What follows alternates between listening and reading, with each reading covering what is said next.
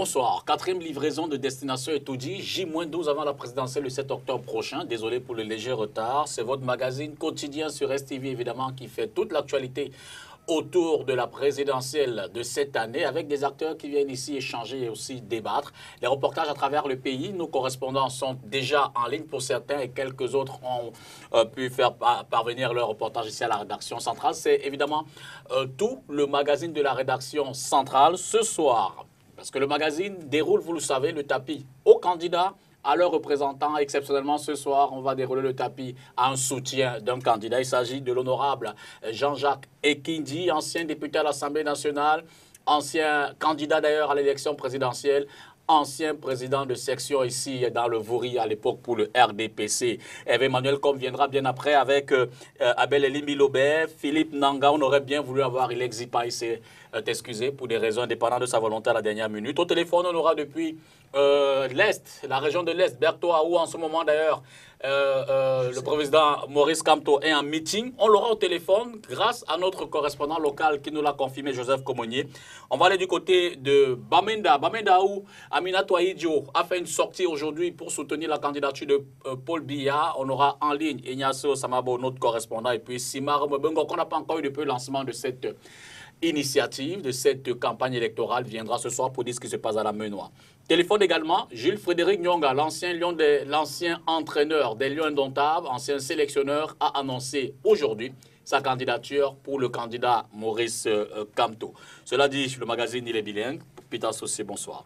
Good evening, Peter. Good evening, ladies and gentlemen. Thanks for joining us on this other edition of Destination Italy. Tonight, and exceptionally, we shall be having Jean-Jacques Ekindi, the coordinator of the Progressives Movement, who will be our main guest on today's edition of the program that shall take us to the second part, in which we shall be having Hervé Emmanuel Comme, as well as Philippe Nanga, and also Elimbi Lobe, our regular consultant. Ignatius Amabo, Joseph Kemoni, as well as Simon Mbengo are all standing by for reports that they shall be giving us in the course of the program. And we shall be having a telephone call from the former coach of the Indomitable Lions, Jules-Frédéric Nyonga, who will be telling us perhaps his reasons for joining Professor Maurice Kamto. But first, we kickstart right away with our main guest, who of course is Honorable Jean-Jacques Ekindi. Good evening. Good evening, good evening. Thanks for joining us. Yeah. Jean-Jacques Ekindi, dites-nous, comment se sent la transhumance? D'abord RDPCiste et puis opposant, aujourd'hui un nouveau soutien du RDPC. Non, je pense qu'il y a une confusion dans les termes. D'accord, c'est pas transhumance. Non, la transhumance veut dire qu'on quitte un lieu pour aller dans un autre. Vous avez quitté une position. Vous avez quitté une position pour une autre. Mais nous prenons des positions tout le temps. D'accord. Les positions évoluent. Mais nous n'avons jamais quitté le MP pour rejoindre quelconque autre parti. À ce moment-là, on va pas le condamner. Mais on évalue les situations, on prend des positions et on les assume. Enfin, on est opportuniste. Non, rien à voir. Opportunisme, pourquoi? Puisqu'on évalue les positions et en fonction de l'opportunité, on évolue. Non, mais la notion d'opportunisme connote péjorativement. Alors que la notion de prendre, de tirer avantage des opportunités, elle est extrêmement positive. C'est d'ailleurs comme ça qu'on avance. Et les Américains disent toujours que lorsque vous avez un revers, le plus important, c'est de le transformer en opportunité. Et là, il serait difficile de commencer à le traiter d'opportuniste. Donc, je crois que là, il faut recentrer. Nous avons un parti à diriger. Nous avons des gens qui nous font confiance. Il y a une situation extrêmement importante dans notre pays qui est l'élection présidentielle. Il est bon que nous ne prenions pas à cette élection. Alors, pour faire simple et faire l'état des lieux à ceux de nos téléspectateurs qui ne le savent peut-être pas, je l'ai dit en passant tout à l'heure, vous étiez au RDPC, vous avez créé le mouvement progressiste pour lequel vous avez été candidat, d'ailleurs élu également grâce à l'époque à une coalition avec l'UDC, c'est bon à rappeler. Aujourd'hui, certes, restant dans le mouvement progressiste, vous décidez à nouveau de soutenir le candidat du RDPC. Oui. Qu'est-ce qui se passe exactement? Que s'est-il passé dans la tête de Jean-Jacques Ekindi? C'est la question centrale qui se pose ce soir. Mais il ne se passe rien. Nous avons fait 3 conférences de presse. D'accord. Et dans chacune d'elles, nous avons expliqué nos positions. La première, c'était au Hilton, où nous avons déclaré notre candidature, à la suite de réunions qui ont eu lieu au sein du parti. La deuxième, c'était au complexe où j'habite, où on a indiqué que nous ne serons plus candidats. Mais nous allons participer et choisir un candidat. Nous avons énoncé les critères avec lesquels on sera candidat. Nous n'avons pas dit, étant anciennement de l'opposition, nous allons nécessairement soutenir l'opposition. Comme nous n'avons pas dit, étant anciennement du RDPC, nous allons nécessairement soutenir le RDPC. Nous avons été au RDPC. Nous avons été à l'opposition. Je ne vois pas pourquoi, quand on fait les choix, on essaie de se cantonner à ces dichotomies-là. Nous avons analysé tous les candidats, les 9. Nous avons évalué leur programme. Nous les avons écoutés, eux-mêmes et leur soutien. Ceux qui ont écrit des livres, nous avons lu leurs livres. Nous avons confronté ce qu'ils proposent à la situation actuelle du Cameroun et à celle qui nous semble désirable. Et à partir de là, nous avons fait un choix. Alors donc, pour nous, c'est aussi simple que ça. Pour vous, quels sont les critères qui ont éliminé les candidats opposés au président Biya? Il y avait 3 éléments fondamentaux qui servaient à écrémer un peu les candidats. D'accord. Le premier, il concerne le bilan. Nous avons demandé que tous ceux qui, peu ou prou, ont exercé des activités qui relèvent de la souveraineté nationale donnent un bilan. Donc, Maurice Kamto et Joshua aussi ne l'ont pas fait? En tout cas, je ne l'ai jamais vu. D'accord. Je n'ai pas vu Joshua déclarer ce qu'il a pu faire du mandat qu'il a reçu, ni Maurice Kamto du mandat délégué, puisque c'est un mandat délégué intergouvernement. Nous avons constaté que, quelque temps après, parce que quand nous l'avons dit, aucun candidat n'avait présenté le bilan. Mais nous avons vu récemment qu'il y a des ministres qui essayent de présenter des bilans de ce qu'ils ont fait. Bon, alors ça, c'était un premier critère. Il fallait quand même... Quoi. Et la deuxième chose, et ce bilan, il intervenait avec l'état des lieux. On ne peut pas faire un projet sans savoir d'où on part. Et si on est en désaccord sur le point de départ, il y a de fortes chances qu'on soit en désaccord sur le projet. Donc nous attendions que le Canada nous dise, voilà, le Cameroun maintenant, voilà comment il est. Troisième lieu, bon... Allez-y, troisième lieu pour terminer. Just finish. Yes. Bon, troisième lieu, c'est presque la fin. Troisième lieu, les projets. Une fois qu'on a l'état des lieux, une fois qu'on a les bilans, maintenant on a les projets, les programmes. Là, on a suivi un certain nombre de choses qui se font. Et dans ces projets et programmes, notre pratique et notre activité dans le monde politique camerounais nous exige de trouver des réponses très précises à au moins 3 questions. La première question, c'est la corruption. Il faut trouver une solution à la corruption. Il ne s'agit pas de dire oh, nous sommes contre la corruption. Il faut que les candidats nous convainquent de la corruption. Le deuxième lieu, c'est la mainmise d'une caste de fonctionnaires sur l'État camerounais. Ça aussi, tant que nous sommes convaincus que tant que ces 2 phénomènes, et la corruption, et la mainmise d'une caste sur l'État camerounais perdurent, ça posera d'énormes problèmes. Et enfin, nous avons estimé qu'il y a un débat extrêmement important qu'il faut trancher, c'est le débat sur la forme de l'État. Nous sommes pour un État fédéral, d'autres sont pour des États unitaires décentralisés, etc. Et nous pensons que les Camerounais ont besoin de se situer par rapport à ça. Voilà le premier niveau d'interrogation. Voilà le deuxième niveau d'interrogation, intégrant plus tard. Et c'est l'analyse de ces éléments-là qui a conduit nos décisions. Yeah, Honorable, on what grounds did you make this decision? Because at one point, your party spokesman, Hilaire Zipan, said it was a personal move. But from the way you speak, it's as if it's the party that took the decision to join the head of state in this election. So on what platform did you make this decision? Is it Honorable Jean-Jacques Ekindzi as a person or Honorable Jean-Jacques Ekindzi, coordinator of the MP party? I'm very surprised. I'm really very surprised by your question. Because for me, any militant can have his opinion. So it was a But personal move. No, come on. Yeah. Take it easy. Yeah. When I call for a press conference, I call for my personal assignments. Okay. When I call a press conference, when you journalists are invited, you are invited for personal stands of Mr. Jean-Jacques Ekindzi and his wife and so on. This is not a problem. It's just disturbance. We stood for one position, and we said exactly this. We have assessed every condition. We have assessed the candidature. We have assessed the programs. So we, because I have a double quality of general coordinator of Movement Progressive Movement, and the candidate designated by Jean-Jacques Ekindzi. So I took this, and this is the stand of the party. No question about that. Alors, vous le permettrez, hein, vraiment exceptionnellement. D'habitude, on prend les intervenants en deuxième partie de l'émission après l'invité principal, mais le président Maurice Kamto est en meeting et il nous a accepté de nous donner une interview juste avant de descendre dans l'arène. Alors, bonsoir Joseph. Oui, bonsoir. Voilà, vous êtes à Berthois, notre correspondant local. On va exceptionnellement vous prendre bonsoir, en première tranche. Bonsoir le plateau. Le président Maurice Kamto est en meeting dans votre localité. Est-ce qu'on peut l'avoir? Que se passe-t-il? Vous nous en faites compte? Oui, le président Kamto a foulé le sol de la région de l'Est et c'est en fin d'après-midi, aux environs de 17h, que la caravane est entrée dans la ville de Berthois. Après un bain de foule à travers les artères de la ville de Berthois, le président, je dirais même le tireur des pénaltys, est arrivé à la place des fêtes où il y avait une foule en liesse. Les populations venues des 4 coins de la région ont convergé. Et il faut le dire, Nikita, de ma mémoire de journaliste, je n'ai jamais vu un tel rassemblement à Berthois. Le président Kamto s'est adressé à ces populations. Des promesses, je ne dirais pas de promesses électorales, ont été faites. Je dirais plutôt que c'est un diagnostic fort vrai, je dirais ainsi, de l'état de lieu, non seulement de la région de l'Est, mais de tout le Cameroun qui a été fait. On a pu, malgré un calendrier assez chargé, le président Kamto nous accorde quelques 5 minutes d'Ipita.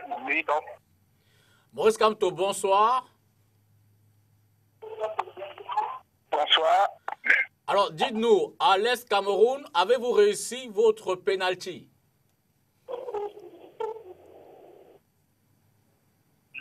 On le tirera le 7. Mais je suis dans la préparation et dans l'entraînement pour la date critique, le jour J, qui est le 7 octobre prochain. Mais j'ai déjà expliqué à nos populations ici, au fond, le parallèle que j'établis entre le tir du penalty et le vote du 7 octobre prochain. Lorsque vous tirez un penalty, pour savoir si vous avez marqué, lorsque le ballon touche les filets, ça fait un bruit. Alors, Maurice Kamto, vous entrez dans une région... De la même manière, lorsque vous entrez dans une région qui compte parmi les... dans l'enveloppe et que vous le mettez dans l'urne, cela fait un bruit. Voilà. Donc, c'est ce qu'on va faire le 7 octobre prochain. D'accord. Vous entrez dans une région qui compte parmi les plus nécessiteuses, si je peux le dire comme ça, de la République. Quel est le message? Quelles sont les transformations que vous comptez opérer à l'Est, de façon générale, à Berthois? Qu'est-ce que vous dites à ces populations-là? D'abord, ce que nous observons à l'Ouest, dans beaucoup de domaines, en particulier dans le domaine des infrastructures routières, dans le domaine de l'accès à l'eau potable, dans le domaine de l'habitat et général à l'ensemble du pays. Mais il y a une particularité à l'Est, c'est que ce que nous avons pu observer dans d'autres régions du pays est ici amplifié et est d'autant plus choquant que c'est une des régions les plus riches de notre pays en ressources naturelles. Et il y a une véritable extraction minière des ressources. J'entends par extraction minière le processus qui veut que l'on vienne prendre une ressource à un endroit sans en réalité faire des réalisations au bénéfice des populations. Songez que je suis allé à Yokadouma, qui est à peu près à 400 km de Berthois. Cette route n'est pas bitumée, et c'est ainsi depuis l'indépendance. Et quand vous comptez le nombre de plumiers que vous croisez sur le chemin, c'est ahurissant. La ville de Yokadouma vient d'avoir ses premiers 500 mètres de goudron, alors que la taxe ou la redevance forestière est suffisamment importante pour permettre justement un aménagement moderne de la ville. La plupart des localités que j'ai traversées, que ce soit l'arrondissement de Ndélélé, que ce soit Garigombo ou ailleurs, n'ont pas d'eau potable. Mais Maurice Kamto, là, vous êtes encore dans un constat que l'opinion connaît déjà. Concrètement, comment transformez-vous la région de l'Est? Nous avons un programme de mise à niveau des infrastructures routières du pays. C'est une urgence. Il y a un besoin de rattrapage dans ce domaine. C'est pour cela que nous avons dit, nous inscrirons 1200 milliards pour la construction des routes dans notre budget chaque année. L'objectif étant de faire 3500 km de routes, dont à peu près 2500 bitumés. Et cela implique, d'une part, que l'on relie chaque chef-lieu du département au chef-lieu de la région par une route bitumée, que l'on ouvre les grands bassins agricoles par des routes, pas simplement des routes en terre ou profilées, mais des routes bitumées. Il est anormal que l'arrière-pays qui produit l'essentiel de la richesse dont nous bénéficions n'ait pas des infrastructures dignes de leur contribution justement à l'enrichissement global du pays. Donc voilà pour les routes. De la même manière, nous sommes engagés, au cours d'un mandat, nous raccorderons 80% de ménages camerounais à l'électricité. Yes, professor. Chacun de ces engagements, notre plan, notre programme qui est très détaillé, qui est très précis, est chiffré et montre à chaque fois là où nous trouvons les ressources pour financer justement les engagements que nous avons pris. De la même manière, nous devons assurer l'accès potable très rapidement à tous les Camerounais. C'est un droit de chaque Camerounais de pouvoir boire de l'eau potable dans son pays. Nous avons en plus la chance, voyez-vous, nous avons 58 départements. Le nom de tous nos départements sont des noms de cours d'eau. Cela veut dire qu'on en trouve à peu près partout. Et on ne peut pas comprendre que les populations n'aient pas accès à l'eau potable alors même que nous avons de l'eau à peu près partout. Je termine en disant, nous avons également dit sur le plan de la santé, dès 2019, si les Camerounais nous faisaient l'honneur de nous porter à la présidence de la République, dès 2019, toutes les femmes qui accouchent par césarienne accoucheraient gratuitement. Que dans 3 ans, c'est-à-dire d'ici à 2021, il y aura une assurance maladie universelle minimum. J'ajoute toujours le mot minimum parce que je ne suis pas quelqu'un qui fait des promesses fallacieuses.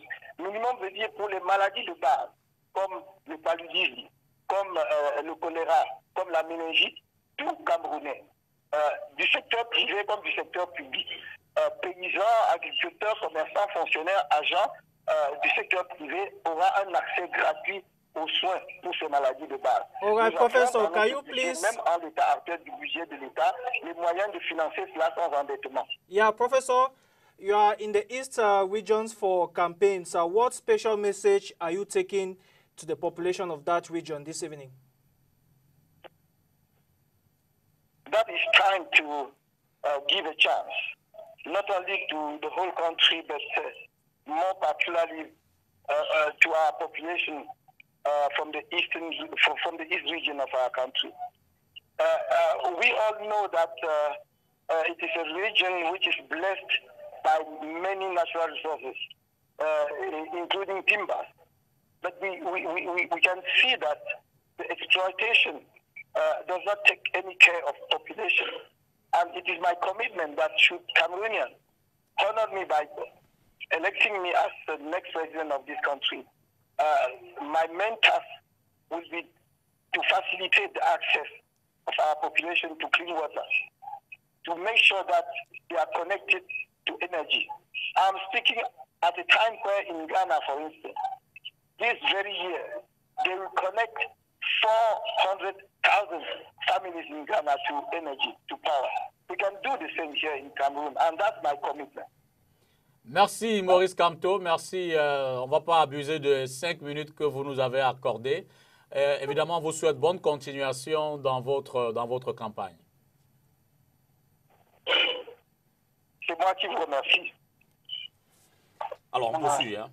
Avec vous, on va revenir tout à l'heure avec les autres correspondants. Vous étiez avec Peter Sossi.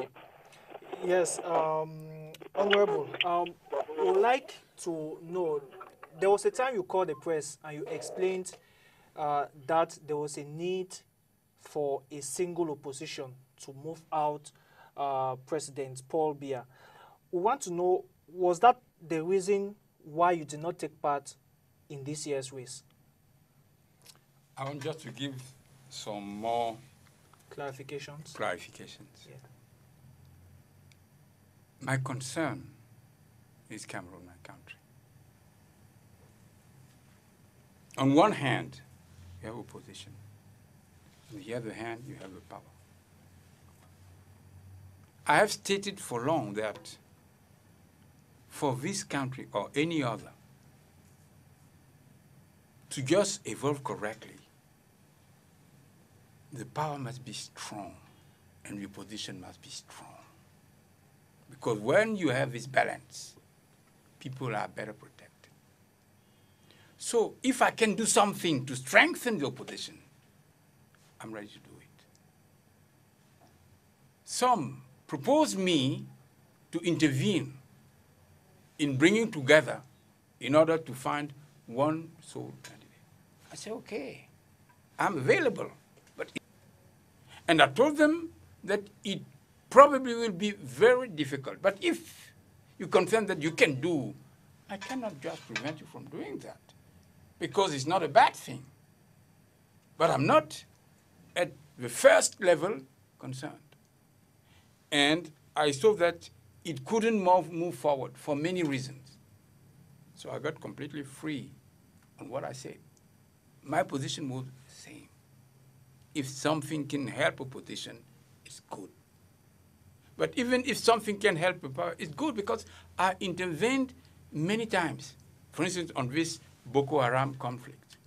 If I had few ideas, I believe they were able to help Cameroon, I gave these ideas. And this is my position concerning your question. So did you meet the 8 opposition candidates to discuss? I didn't meet any. Some opposition candidates came to me, but they didn't come to me according to this project. Gaga man came to see me. He didn't come for any coalition. Some people from Akerimuna came to me. They didn't come for this project. Qu'est-ce que vous disiez? Non, la plupart disaient qu'ils souhaitaient que je les soutienne, ce qui est normal hein, quand même. L'an dernier, j'ai failli avoir un rendez-vous avec Ossi, qui avait dépêché des gens pour me voir et prendre rendez-vous. Quand ils m'ont vu, c'est le jour même que j'ai la conférence de presse où j'ai annoncé que je soutiens Paul Biya. Ils n'ont pas continué la démarche. Donc, je n'ai pas pris l'initiative de créer un candidat unique, mais si c'était une initiative qui pouvait réussir, je ne m'y serais pas opposé. Alors, dans cette démarche, avez-vous également été en contact avec les membres du RDPC, le secrétaire général, par exemple, le directeur de campagne ou le président de la République? Je veux dire, y a-t-il eu des tractations? Avez-vous Il y a une chose que je voudrais très claire. Nous avons dit que nous soutenons le candidat Paul Barthélémy Biya. Si nous avons le soutenir, nous ne voyons pas pourquoi il faut aller voir le RDPC ou je ne sais pas qui. Nous n'avons pas dit que nous soutenons le RDPC. Et c'est comme ça que ça se fait partout. Il n'y a pas eu de tractation. Vous n'avez pas eu de contact comme avec les Joshua et Akere, comme vous l'avez dit. Je n'ai pas eu de tractation avec les Joshua ont demandé à me voir. D'accord. C'est tout. Il n'y a pas eu de tractation, est-ce que vous mais je voudrais que ce point soit très clair. D'accord. Que le RDPC est un parti qui soutient Paul Biya, qu'il a investi comme candidat. Vous avez vu dernièrement, les chefs Sawa soutiennent Paul Biya. Les diasporas, je ne sais pas quoi, ils soutiennent Paul Biya. Mais vous n'avez pas les annexer au RDPC sous prétexte que dès qu'on soutient Paul Biya, on est annexé au RDPC. Non. Il ne demeure pas, et d'ailleurs vous le dites fort à propos, il ne demeure pas moins que le RDPC, effectivement, essaie donc de déployer tous les moyens pour conforter son candidat, y compris les tractations qu'ils peuvent mener avec peut-être Jean-Jacques Ekidi. Non. S'il y avait tractation, vous le sauriez. Parce que nous sommes clairs comme net. Mais une chose est de le dire. Mais ce qui moi, m'embarrasse, c'est que nous avons parfois le sentiment que, comme la fameuse phrase dit, le Cameroun est le Cameroun, que nous pouvons inventer les fils à couper le beurre. Mais là, en Allemagne, les deux grands partis rivaux qui ne pouvaient pas se sentir pour un certain nombre de raisons, le président de l'Allemagne leur a dit, Madame, comment il s'appelle, Angela Merkel et l'homme, le socialiste, pour le bien du pays, mettez-vous ensemble, formez-vous un gouvernement. Mais ça ne veut pas dire qu'un parti a annexé l'autre, parce que non. Et c'est ça qu'il faut qu'on comprenne. L'opposition a un rôle, mais elle est constituée de partis. Et ces partis doivent s'investir pour que le Cameroun aille de l'avant. Et non pas, peut-être, parce qu'on manque de projets et d'argumentation, se réfugier derrière le fait que, pourvu que je me déclare de l'opposition, cela me donne des droits à tel ou tel soutien. Non. Alors, Jean-Jacques, le nombre d'électeurs entre 2011 et 2018 a légèrement décru. Évidemment, l'un des sentiments, ou alors l'une des impressions qui s'en dégage, c'est que l'opinion, même ceux qui sont inscrits, ont l'impression qu'il y a ce désamour, cette déception des hommes politiques à cause de ce genre de démarche. Hier à gauche, aujourd'hui à droite, hier opposant, aujourd'hui... Est-ce que vous n'estimez pas que votre position contribue justement à cette désaffection qu'on crée au sein de l'opinion, au sein des électeurs? Non, je pense très sincèrement que c'est tout à fait le contraire. Je pense que c'est tout à fait le contraire parce que, en ce qui me concerne, en 1992, j'ai fait campagne. Je crois, si vous étiez là, tout le monde s'amuse à reconnaître que cette campagne... Vous avez aussi marché contre le multipartisme. Non. Mais ça, c'était avant. Non. J'ai jamais marché contre le multipartisme. J'ai marché pour un certain nombre de raisons, auxquelles d'ailleurs pour l'instant j'étais plus ou moins contraint, mais j'ai jamais marché contre le multipartisme. Alors, comme les adversaires ont beau, je dis, mais bon, ça c'est de l'épiphénomène. Ce que je veux dire, c'est que après une campagne comme celle-là, il y a une radio allemande qui avait estimé que avec cette campagne, j'aurais plus ou moins droit à 25% des voix. J'ai eu 0,8% des voix. À ce moment-là, il est difficile pour le peuple de me tenir rigueur de je ne sais quoi. C'est parce que, non, déjà à cette époque-là, j'ai 0,8% des voix. J'ai fait campagne en 2011, j'ai eu 0,4% des voix.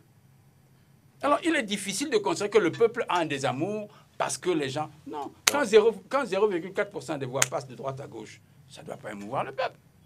Ça ne doit pas l'amener à changer ses attitudes parce qu'il y a des transhumances, etc. Il dit non, celui-là, c'est quantité négligeable.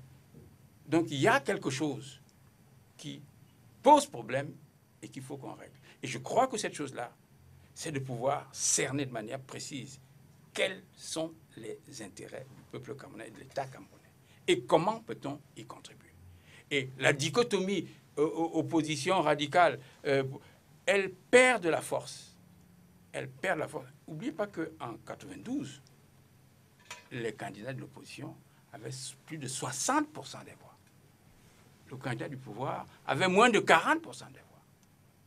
Et quand on prend les dernières élections, le candidat du pouvoir est passé à plus de 80% des voix contre près de 20% des voix. Donc, ces éléments-là, il faut les analyser beaucoup plus sérieusement que de se dire à part des raccourcis, tel. En tout cas, c'est notre opinion. All right, Honorable, you just talked about contributing to help the Biya administration solve some pressing problems in the country. So, we would like to know what is the progressive movement bringing into this alliance with the head of state, Paul Biya? This is very important. We are not in an alliance. Nothing is signed. Maybe a temporal... Let me just explain. Yes. We don't have an alliance. We don't have any signature, any contract, any alliance with Mr. Paul Biya. Okay, let's say we support. declared that we support him. Yes. And we are ready to help. So our project will give them to him. He's free either to pick up 1 or 2 or 3 of the total package we are bringing. And as I said from the beginning, if let's take the issue of corruption. You see that ministers are in prison. Prime ministers are in jail. General directors are in jail. Civil servants are in jail. It means that Biya is concerned by corruption. But he doesn't succeed. And we believe that we can help until we succeed.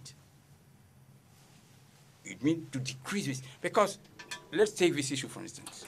You have at least 3 concepts. The corrupter. Someone is entitled, he is bringing corruption, bribery. The corrupted. Someone accepted the corruption. And then you have the third party. Someone is victim of this corruption. Then you have the concern of the corruption, what for? When we take, for instance, a legal statements. We focus on the corrupted. Most of the time, he's a civil servant. But you let free the corrupter who can go, I corrupt this civil servant, maybe you take him, you put him in jail, but I'm free. Next time, I take another one, and I'll start my corruption again. And we'll call Mr. Paul Biya that if we want to fight this corruption, we have to take it in all this. Et vous ne faites pas de Paul Biya tout au moins en tant que le garant de tout ce mécanisme-là, le responsable premier de cette corruption? Il y a deux choses. Oui. La première, c'est la responsabilité, comme la responsabilité civile. D'accord. Je suppose que avec votre calvitie rayonnante, vous avez des enfants. Bien sûr. Sans calvitie, il faut le dire. Même sans calvitie. Si vos enfants sont responsables de quelque chose, vous assumez la responsabilité civile. Ça veut dire que c'est vous, Dipita, qui avez fait. Paul Biya est à la tête d'une administration de plus de 300 000 personnes, avec différents degrés. Mon problème, notre problème, c'est de savoir si oui ou non, il est impliqué dans ces faits de corruption. Et s'il met des gens en prison, ça signifie qu'il n'est pas leur complice. Ça signifie qu'il ne les a pas envoyés et volés. Maintenant, la question de responsabilité, elle est la sienne. C'est lui qui gouverne l'État. Donc si l'État n'est pas bon, le premier qu'on met en cause, c'est lui. Mais on ne doit pas s'arrêter là parce qu'une fois qu'on a dit cela, il faut avancer. Au regard des résultats jusqu'ici obtenus, vous sentez que la lutte contre la corruption, elle est bien menée, elle porte ses fruits. D'aucuns l'estiment à tête chercheuse. Pourquoi celui-là et non pas l'autre? Ça, c'est quelque chose que j'admets parfaitement. Okay. Je l'admets parfaitement. Pourquoi? Mais parce qu'il y a des réseaux, il y a des systèmes. Et le danger, c'est de ramener ces systèmes à l'unique Paul Biya.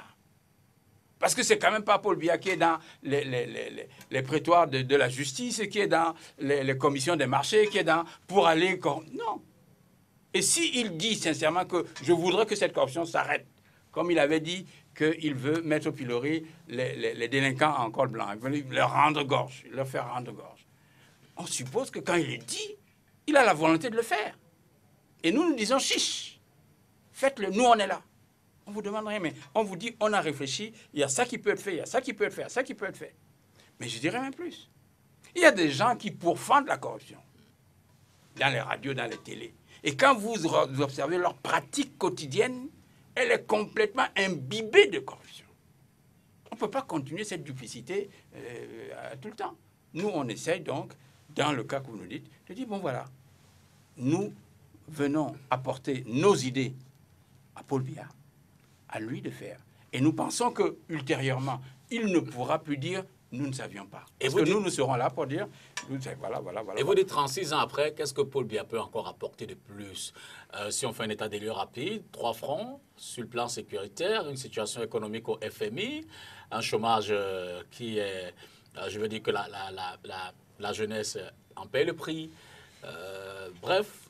Oui, c'est une question qui est récurrente et qui demande qu'on lui apporte des réponses claires. Si possible, nous l'avons dit, il y a un peu plus de 300 000 fonctionnaires, plus les annexes, plus ceux des collectivités locales. Ce n'est pas un homme qui peut tenir lieu d'endosser tout ce qui est fait. Je prends un exemple simple. La ville de Douala. Nous voyons comment elle fonctionne. Nous savons quel budget elle a. Et nous nous demandons parfois à quoi affecte-t-il ce budget. Serions-nous bien raisonnables en déplaçant le problème en disant que c'est Biya qui est responsable de tout. Il faut qu'on attrape Biya. Il faut que Biya ne soit plus là. Non. Ceux qui sont responsables, il faut d'abord qu'ils les assument. Il faut qu'on ait des moyens parce que s'ils le font dans une certaine légalité, nous sommes désarmés. Mais il faut que cette légalité qui couvre les faits de corruption ne soit plus la même. Donc, Biya, il était chargé du Cameroun. Il l'est encore. Nous l'avons combattu parce que nous pensions que ce n'était pas l'optimum. Nous continuons à penser que ce n'est pas l'optimum. C'est pour ça que nous le soutenons. Nous ne prétendons pas que, du coup, parce que nous le soutenons, il devient le Deus ex machina qui va régler tous les problèmes camerounais. Mais nous disons qu'il a au moins un certain nombre de volontés qu'il a exprimées, un certain nombre de principes qu'il a avancés, et une certaine expérience pour le faire. Maintenant, c'est insuffisant. Parce que je constate, comme vous l'avez dit au président Kamto, que les constats, tout le monde les a faits. Bon, venir faire ces constats-là et proposer ce qu'on va faire, c'est un peu compliqué parce que les finances publiques, c'est assez délicat quand on dit qu'on affecte... Alors, je ne veux pas rentrer là-dedans parce que ce n'est pas l'objectif, mais c'est pour revenir au fait que Biya, pour nous, est le chef d'orchestre. Le chef d'orchestre. Et pour nous, tous ceux qui peuvent apporter des choses pour le Cameroun, sous la responsabilité de ce chef d'orchestre, sont les bienvenus. Alors, Biya réélu, Jean-Jacques Kindi accepterait-il éventuellement, si Paul Biya le lui demandait, de l'accompagner dans cette œuvre? Vous savez, notre position a été toujours constante. En 92, après les élections présidentielles, où l'Union pour le changement et Frondi avaient eu des velléités de se présenter comme le président élu, j'ai décliné leur invitation et j'ai fait une déclaration en disant « Ce qui est fait, est fait. » Je déclare ma disponibilité pour mon pays, le Cameroun. C'est-à-dire que si déjà à cette époque, on m'avait fait des propositions claires dans lesquelles je me sens en capacité de réaliser des choses, je les aurais acceptées. Je fais de la politique pour le Cameroun. Je ne fais pas la politique ni contre quelqu'un. Si je peux... On dira qu'on est pas de marchandage. Il n'y a pas... Quel marchandage? Je donne mon soutien. En retour, j'accepterai éventuellement à l'accompagner dans l'œuvre de réalisation de ces projets. Si des propositions m'avaient été faites auxquelles je pouvais agréer avant l'élection, je les aurais étudiées. Je ne les aurais pas systématiquement rejetées en disant non. Maintenant, si elles sont faites après, je les étudie. Mais ce qu'il y a de clair, c'est que vous l'avez répété, quand j'étais au RDPC, j'avais quand même une position enviable. Président de la plus grande section, etc., dans la ville de Douala. Mais j'ai quitté cette position pour aller dans l'opposition. Je n'étais qu'un simple membre de l'opposition. Donc ma décision n'était pas conditionnée par le fait qu'il y a des avantages ici ou là. Et ce que je fais, je le fais convaincu que c'est peut-être l'une des manières de régler les problèmes camerounais, surtout les problèmes d'insécurité et de guerre. Yeah, and talking about insecurity and war, Yeah. how are you going to help the head of state solve the Anglophone crisis, considering that you are opting for federalism as a form of the state, while the head of state is very firm on the fact that decentralization is a way out from the crisis? So where are you going to find that point of convergence? Yes, let's take it this way. Of course, the head of state has to be very firm on all the grounds of the Constitution. You cannot be the guarant of the Constitution, the warrant of the Constitution, and each time when we are shaken, you say, okay, I don't consider. You are there to defend the Constitution. And by now, the Constitution says it's a unitary state. So he has to back it. We tell him that this is not a good solution for Cameroon because there are many reasons. He can tell us, okay, I cannot really compromise the Constitution. We say, look, if you go to Great Britain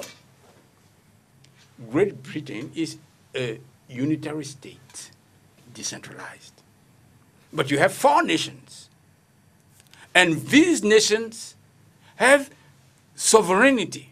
You have Scotland, you have Wales, you have Northern Ireland, and you have England. Each of them has a prime minister, has a parliament, has a court, but at the end, they have to conclude with Westminster Parliament. Yeah. So they cannot really try to involve any country because it's federal, because they have these powers as federal, but they are unitary. So we'll try to talk with Mr. Biya or his people, because talking with him is enough, to tell him that, okay, you can stay decentralized, but hold your decentralization in a way that you can solve the problem of the people. Because this was not, from the beginning, the position of Great Britain. When they made the Union Act in 1770, the King of Scotland decided to accept the suzerainty of the King of England. And well, for Wales, the occupied Wales. So it was a status of occupation. But gradually, they lifted these links and they came up to, from 1990, they came up to this devolution of power where they were given a lot of power. Encore environ 5 minutes, Jean-Jacques Kindi. Je mettrai la dernière question et puis Peter fera la sienne. Mais oui, mais vous m'avez pris maintenant une minute pour la dernière Camto. Donc je proteste. C'est dans l'air du temps. C'est dans l'air du temps de protester. On les rattrape d'ailleurs, parce qu'on aurait dû finir et terminer à 45. Nous sommes pratiquement à 50. Oui, mais nous avons commencé aussi avec beaucoup de retard. On vous l'accorde. Alors, dites-nous, quand vous observez néanmoins la campagne qui se déroule en ce moment, quel est le jugement, quelle appréciation que vous en faites? Vous étiez candidat, vous dites un peu de naïveté chez les opposants, ou alors il y a de l'ambiance, il y a de l'engouement, Il y a une chose, une règle de conduite que je me fixe, c'est de ne pas juger les personnes. Parce que ça n'apporte rien au débat, je m'en tiens à leur projet. Il ne s'agit pas du jugement des personnes. Mais quand vous dites qu'un peu de naïveté, dans une naïveté, ça veut dire qu'ils sont naïfs. Mais pour revenir à il y a des questions qu'il faut élucider. Quand un candidat dit, je ne vais pas le citer, je vais consacrer 1000, je ne sais pas combien de milliards à tel... Il faut savoir que les impôts et taxes du Cameroun pour 2018 sont de 2500 milliards environ. En gros. Le reste, c'est de l'endettement, c'est des productions. Mais globalement, c'est ça, sur un budget global de 5000, etc. Et si là-dedans, les fonctionnaires occupent déjà 1085 milliards, rien que pour la solde des pensionnaires. C'est-à-dire que les impôts que vous payez, un peu moins de la moitié, sert déjà à payer les fonctionnaires.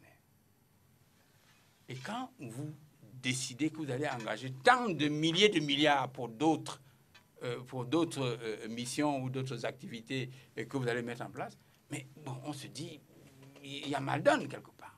Il y a mal donne quelque part. Et quand il y en a qui disent, bon, je vais supprimer tel ministère, ça va me donner les fonds pour investir dans tel secteur. Mais quand vous supprimez un ministère, l'administration de ce ministère, ce sont des fonctionnaires qui sont attachés à régler les services pour lesquels le ministère a été créé. Je prends un exemple, les PME. Si vous supprimez le ministère des PME, vous ne supprimez pas toute l'assistance et toute l'activité qui a été faite pour les PME. Ce que vous pouvez faire à la limite, c'est rattacher cette administration à un autre ministère. Et les économies que vous faites, c'est l'économie, c'est le salaire du ministre et de son cabinet. Parce que les délégations des PME à l'Est devront rester. Ce n'est pas parce que vous allez supprimer le ministère que les activités des PME à l'Est ne devront plus exister. Donc, quand on voit toutes ces confusions, on se dit, bon, on espère que le moment viendra où les clarifications se feront. Et ces clarifications-là, chacun devra... Vous n'êtes pas oublier le candidat de l'expérience. Mais je ne le dis pas, je ne le dis pas. C'est la simple vérité. Les autres n'ont pas l'expérience de Paul Biya. Yeah. Just like you, we have close to 20-25 parties that are supporting President Paul Biya. What makes the Progressive movement different from the others? We don't consider the other. It means that maybe we are completely similar, maybe we are completely different, but we take our decision according to our thought, our commitments, and our text. We made this survey before we decide. We didn't go to these people to ask them, you are supporting Paul Biya, why did you do this, what is the advantage? They say no. And they signed there. I heard that they signed, I don't know what, and maybe they received something, I don't know. But when we made this press conference, it was solely a progressive movement. No one of CPDM, no one of Paul Biya, no one for other. He said, look, we, progressive movement, this is our stand. And we stick at it. So are we different? Are we the same?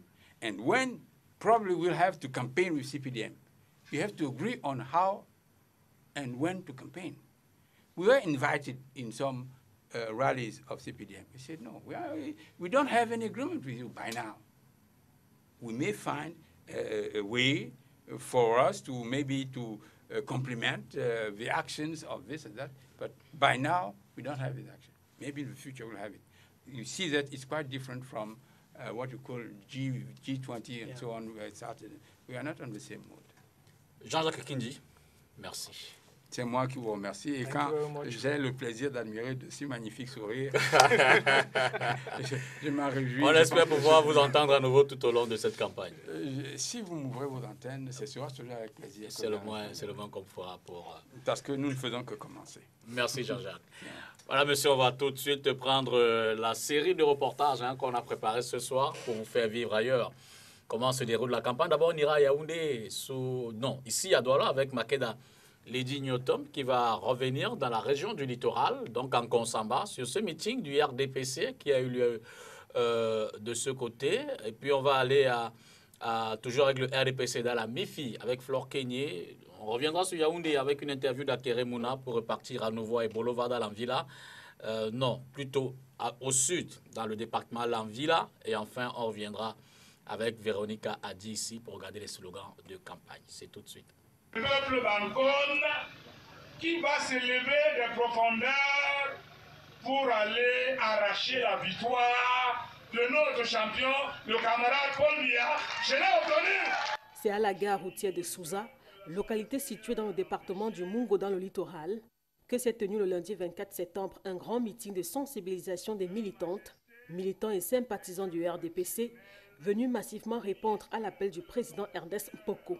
Le meeting était conduit par le sénateur RDPC Jean-David Bilé, représentant du ministre des Relations extérieures, le jeune Belambela, également chef de la délégation permanente du comité central du RDPC dans le Mungo.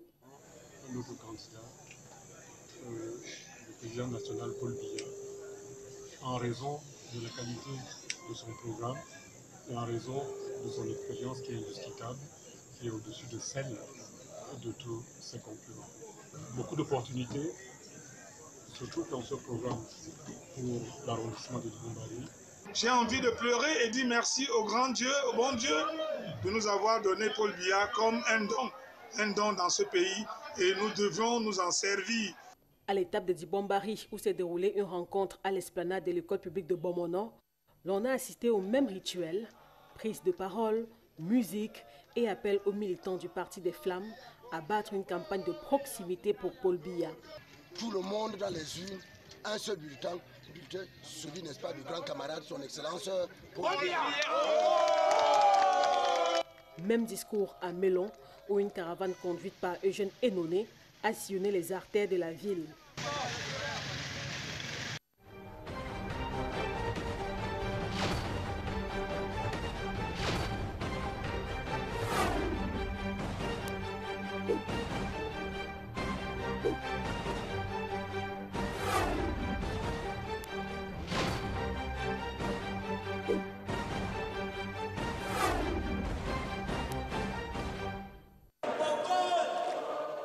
Il était question au cours du lancement de la campagne hier lundi à la maison du parti de Bafoussam de donner les grands axes du déroulement de la campagne dans la circonscription électorale de Bafoussam 1er. Le président de la section MIFI Centre, Jules Hilaire Foka, a invité les présidents des sous-sections à battre campagne sur 3 axes, le porte-à-porte, l'engagement vers les électeurs inscrits sur les listes électorales et laisser uniquement les personnes crédibles descendre sur le terrain. Paul Biya doit gagner, déclare-t-il, parce que expérimenté. Nous avons suffisamment de militants et ils ont été inscrits sur les listes électorales. Nous allons leur demander d'aller voter. Voilà la plus grande stratégie. Dans la même lancée, le président de cette section OJRDPC, Constantin Cizé, sensibilise ses camarades sur quelques raisonnements à évoquer pour convaincre l'électorat jeune. Elles sont nombreuses également, les réalisations et celles en cours que le chef de l'État a offertes donc au département de la MIFI, notamment à la jeunesse. Et cette jeunesse doit lui dire merci en le plébiscitant fortement le 7 octobre prochain. La présidente OFRDPC MIFI Centre, Kinfa Béatrice, confiante du résultat victorieux du candidat Paul Biya battre campagne pour avoir un pourcentage élevé. Il y a nos familles qui doivent voter. Nous sommes obligés de battre campagne parce qu'il ne doit pas gagner avec un faible pourcentage dans la MIFI. Nous voulons 80-90%. Au terme de la rencontre, des gadgets constitués des chapeaux, t-shirts et affiches, sacs et clés USB ont été remis au président des sections et sous-sections ainsi que les moyens financiers pour se déployer sur le terrain.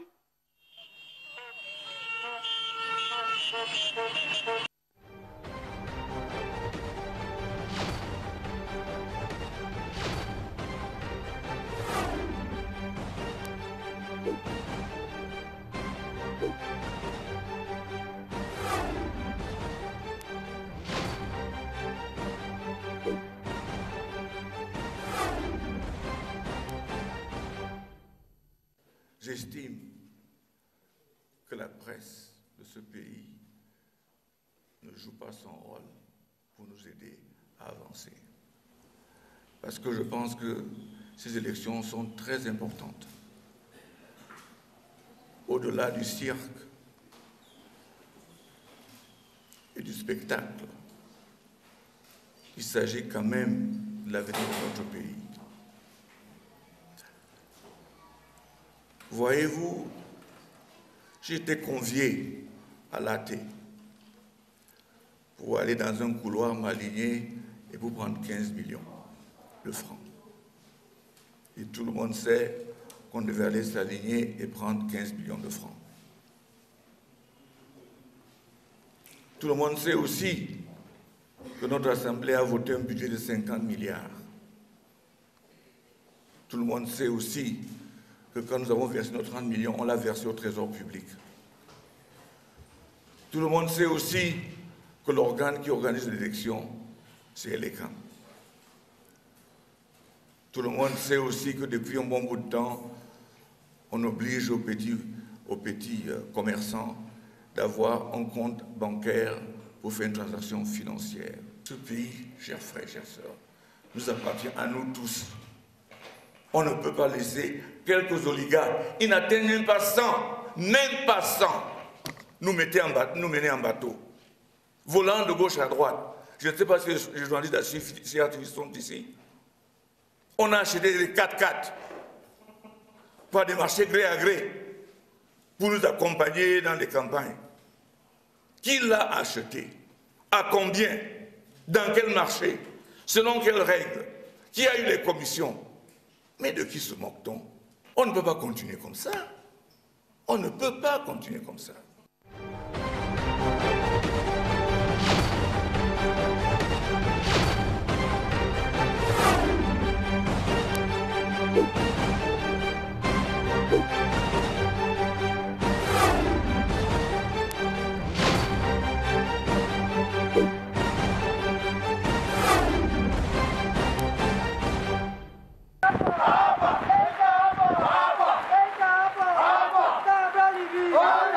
Même l'appui de ce 23 septembre n'a pu enrayer la détermination de ses partisans de Cabral Libye à sensibiliser les populations de la ville de Bolova sur la nécessité de voter pour le candidat du parti Univers pour la prochaine élection présidentielle.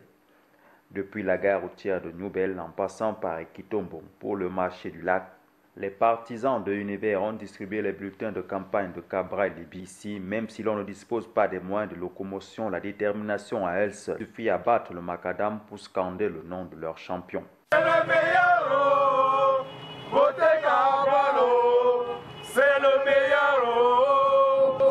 Pour le coordonnateur départemental du parti Univers dans l'Ambila, ce n'est que le début d'une campagne électorale qui se veut tous les jours croissant. Non, nous ne sommes qu'au début. Là, c'était en avant de ce qui va se passer. Nous serons présents pendant les 15 jours de la campagne. Si vous voulez, 14 qui nous restent. Pour la qualité approximative de cet élément, heureusement, on en est rapidement arrivé à son thème. On va tout de suite aller à Yaoundé. On va peut-être faire le tour de nos correspondants d'un moment à l'autre, mais on va commencer par Jules-Frédéric Nyonga, qui, comme vous le savez, est l'ancien entraîneur sélectionneur des Lions indomptables, qui a désormais décidé de franchir le pas de la politique. Jules-Frédéric Nyonga a décidé de soutenir le candidat Maurice Kamto. Jules Nyonga, bonsoir. Bonsoir. Vous serez l'entraîneur du tireur des pénaltys? Eh bien, si c'était nécessaire, oui. Alors, comment s'explique votre soutien au candidat Maurice Kamto? Pourquoi ce choix? Les raisons de mon choix, c'est un engagement tout à fait citoyen qui se fonde sur l'état actuel de notre pays, un Cameroun qui se caractérise désormais par un certain nombre de mots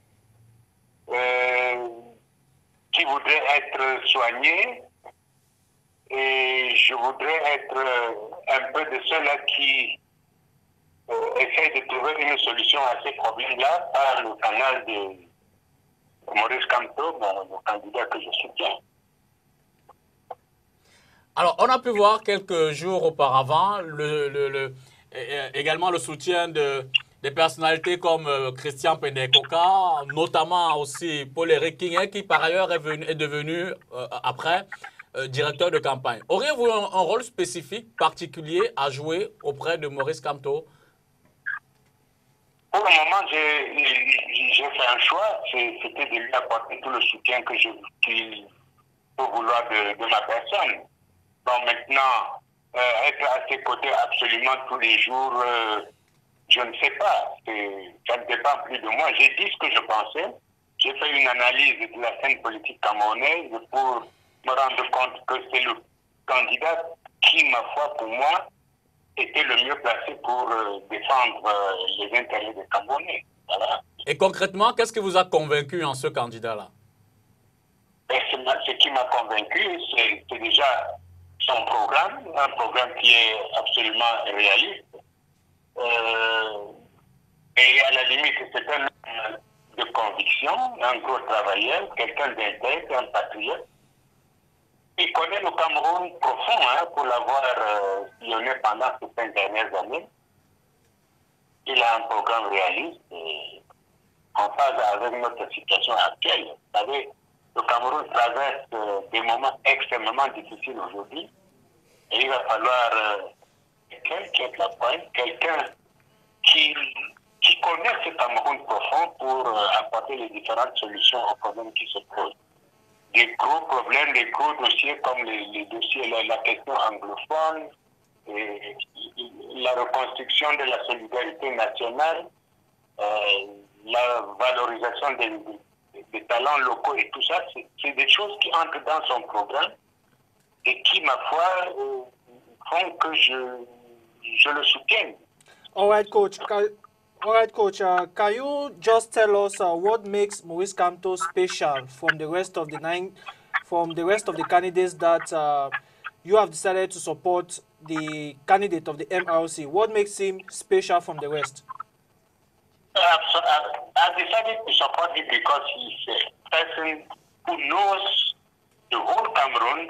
Since 5 years, he has been walking, going up and down, going near the people, trying to talk with them, and I think today he's one of the best candidates to bring out all the problems and to solve them.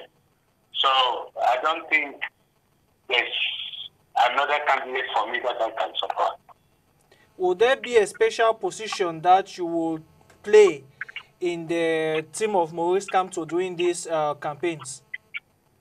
For the moment, I don't know. I've just said what my idea about the situation of Cameroon, the person I want to support. And now, if he wants me to be nearer, if he wants me to do a special job, something special, okay, I'm ready. Alors, pour terminer, allez-vous vous impliquer dans la campagne spécifiquement? Est-ce que vous allez faire le tour, par exemple, du Cameroun avec lui, comme il le fait en ce moment? Je vous l'ai dit, ça dépend de Maurice Kamto aujourd'hui. J'ai dit ce que je pensais, le candidat que je voulais. Maintenant, s'il estime que j'ai un rôle que je peux jouer dans cette campagne, bien évidemment, je suis prêt, je suis là et je pourrais lui apporter ce que je peux de manière à pouvoir l'aider à conquérir cet électorat. Voilà. Jules Frédéric Nyonga, merci. Merci beaucoup d'avoir répondu à nos questions depuis Yaoundé. Merci beaucoup.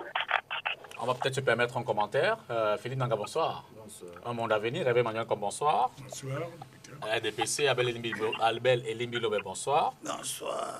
Élu de l'opposition, désormais. Un commentaire sur ce choix, Hervé, de Jules Frédéric Nyonga. Non, Jules Frédéric est un ami, je respecte ses choix. Il a le droit même de se tromper. Philippe Nanga.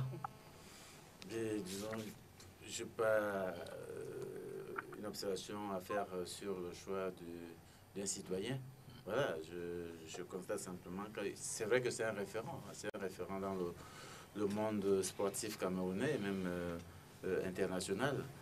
C'est pas rien en termes de tickets à coller à côté d'un candidat. Donc peut-être ça, c'est pas inintéressant de savoir que il y a une personne de cette trempe qui soutienne ce candidat-là. C'est peut-être un point toujours de gagner.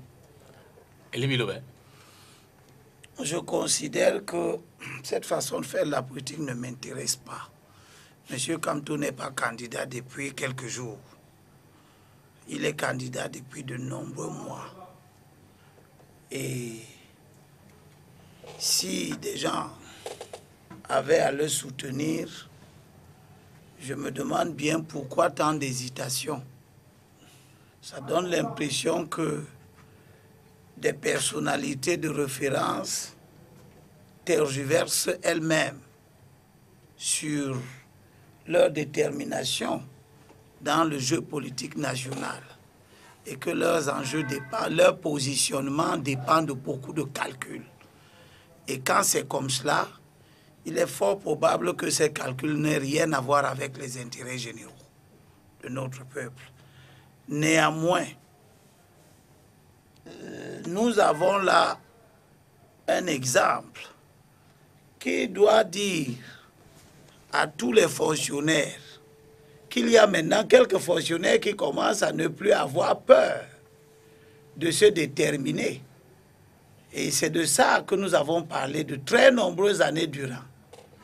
Des fonctionnaires sur qui ne pesait aucune épée de Damoclès, mais qui nous faisaient croire que pour leur carrière, ils ne pouvaient pas se déterminer dans le champ politique.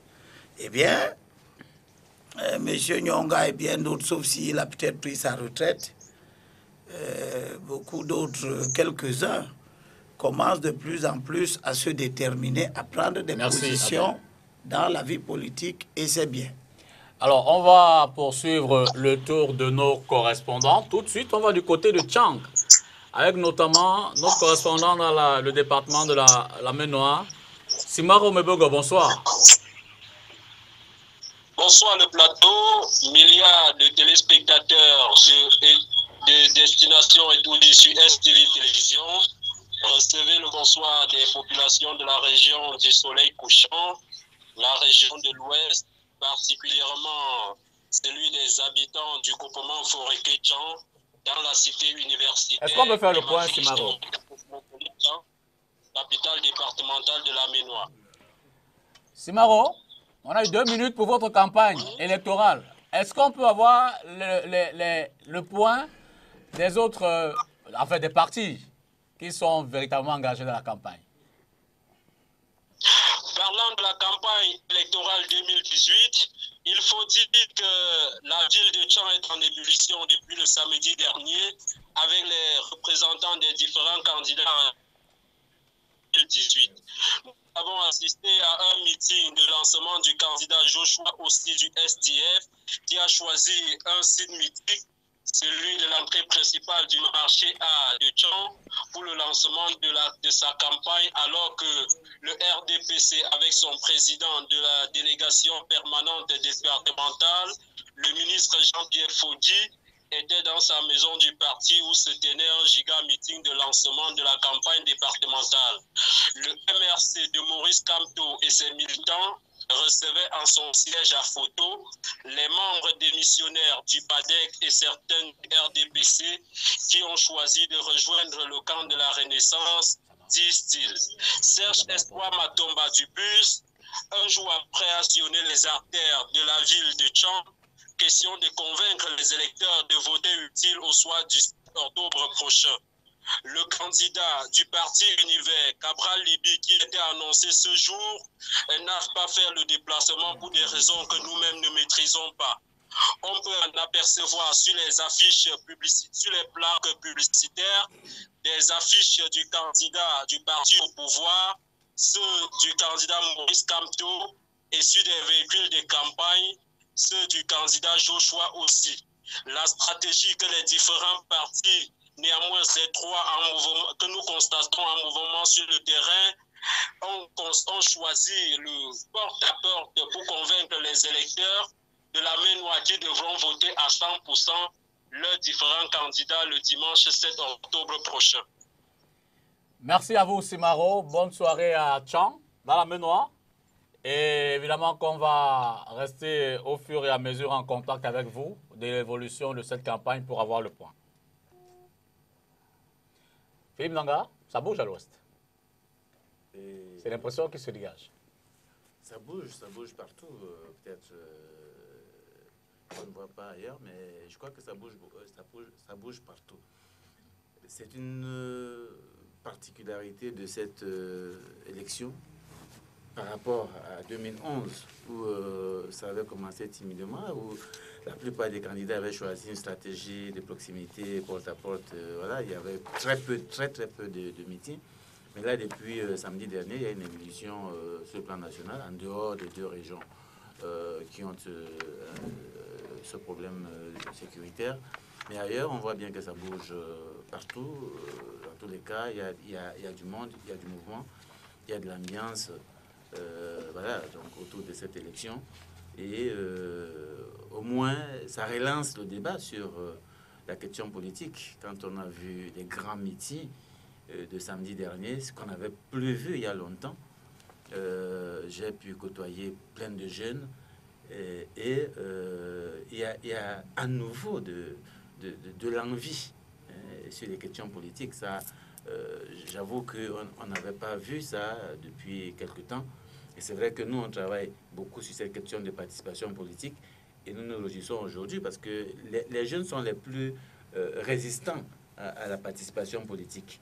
Mais ce que j'ai personnellement vécu samedi m'a réjoui de constater que nous avons réussi à faire intéresser les jeunes aux questions politiques.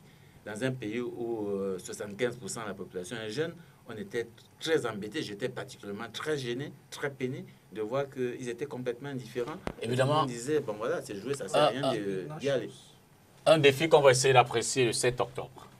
Oui, ça c'est sûr que, quel que soit le résultat le 7 octobre, quelle que soit la personne qui sera élue, le Cameroun va connaître une nouvelle carte politique. Okay. All right, we have indications that Ignatius Amabo is on the line to Bamenda. Good evening, Ignatius. Yeah, good evening.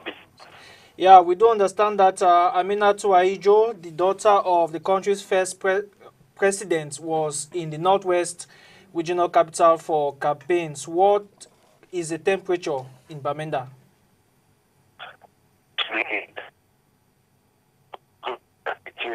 It is all politics.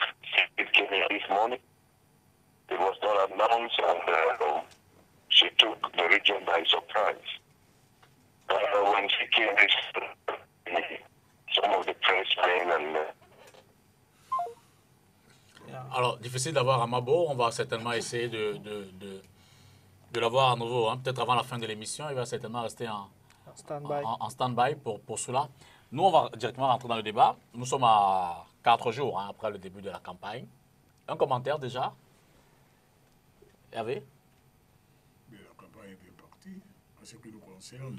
Vous y allez progressivement. Au départ, ça a été la grande mobilisation du samedi. Ensuite, des affiches. Désormais, on voit les cartes podium. Non, c'est-à-dire que nous avons adopté la stratégie. Il y en a qui parlent depuis 2 ans, sinon voire même plus, qui font beaucoup de bruit. Il y en a qui pensent que la campagne, c'est l'occasion de faire du showbiz, c'est-à-dire que ce sont des spectacles. Nous pensons que, en raison de questions qui sont posées à notre nation, c'est un moment très important et nous avons donc adopté la stratégie de la proximité. On a ouvert la campagne avec les différents meetings de mobilisation, mais là, c'était la mobilisation des électeurs et de nos militants. Vous avez vu à la maison du parti à Douala, nous étions plus de 5000 dedans et dehors. La veille, déjà, nos jeunes avaient fait un concert qui avait mélangé les artistes que vous connaissez, mais particulièrement mathématiques, qui est proche de nous. Il y avait plus d'une dizaine de milliers de personnes. Donc, c'est une campagne qui est partie. Ce matin, moi, j'ai fait les marchés et j'ai le sentiment qu'on est en pleine campagne. Alors, moi, quand j'entends l'argument qui dit les jeunes sont 100% de la population, on est heureux de les avoir. C'est au résultat qu'on verra si se sont inscrits sur les listes électorales et ce que ça va donner. Je pense qu'il faut faire extrêmement attention à ne pas prendre trop de liberté avec la vérité. Elie Milobert. Je suis contre cette approche qui veut classifier la société. Les jeunes, les vieux et tout ça. Non, ça n'a pas beaucoup de sens. On peut regretter qu'une certaine politique des années 70-80 ait créé les conditions pour que la société camerounaise se dépolitise. Ce n'est pas une affaire de jeunes. Dans toutes les catégories sociales, les gens avaient quitté la politique. La politique était considérée comme une affaire dangereuse, une affaire qui fait perdre les vies, une affaire qui brise les carrières, etc., etc. Et nous avons travaillé. La société civile, les Philippe Nanga, Un Monde d'Avenir et bien d'autres. Et d'une manière générale, la politique est redevenue intéressante. Les émissions politiques sont les plus suivies maintenant. Les samedis, les dimanches, chacun s'organise pour suivre une émission politique. Personne ne peut nous dire que c'est les jeunes qui s'organisent le plus. Donc, nous avons réalisé des avancées. Et pour nous qui sommes dans les élections, on a vu progressivement le corps électoral s'accroître. Je dois rappeler qu'en 2007, j'ai été élu et les électeurs, sur 153 000 inscrits, il y avait 17 000 votants. Et quand nous sommes revenus aux élections en 2013, eh bien, il y avait 100, avec Elekam cette fois-ci, il y avait à peu près 143 000 inscrits et il y avait 97 000 votants. Ces 97 000 votants, ce n'était pas les jeunes. C'est tout le monde qui a repris goût à la politique. Mais nous savons que notre population est essentiellement jeune. Et quand Philippe le dit, il a raison. Les statistiques de la population camerounaise montrent que les jeunes sont les plus nombreux. Quand j'ai fini de dire ça, j'ai envie de leur dire une première fois que la campagne électorale n'est pas un spectacle. On ne va pas au meeting par curiosité. On ne va pas au meeting parce qu'on va voir quelqu'un qu'on voit seulement à la télé et qu'on n'a jamais vu physiquement. La campagne électorale est un moment d'information sur la vie nationale, les orientations que nous allons avoir. Et pour cela, il faut la prendre avec beaucoup de sérieux.